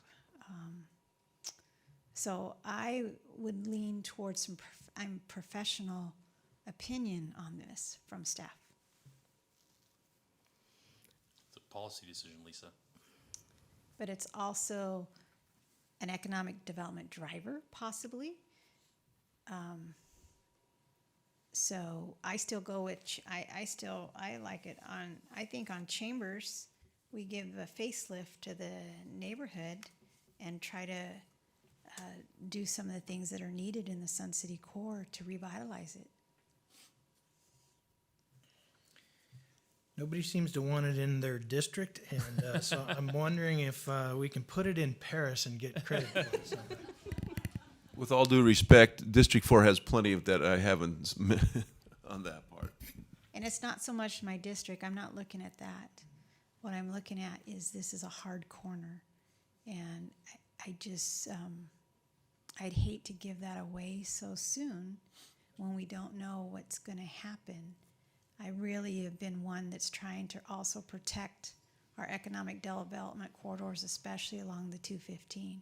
So I would just give you this. There's, as you can see, there's a big stream going through there. That's the Paloma Wash. That's a Right, very big. there's probably a blue line stream. It is a very big blue line stream. So it's going to be very constrained from a commercial standpoint. If it was a residential component, you'd have a lot of ability to integrate that and have some walkable spaces and things like that along that blue line stream. So from a commercial standpoint, it's a really hard site, frankly. I mean, I wouldn't be surprised if you probably couldn't get residential in there. There's probably fairy shrimp dancing with butterflies in there.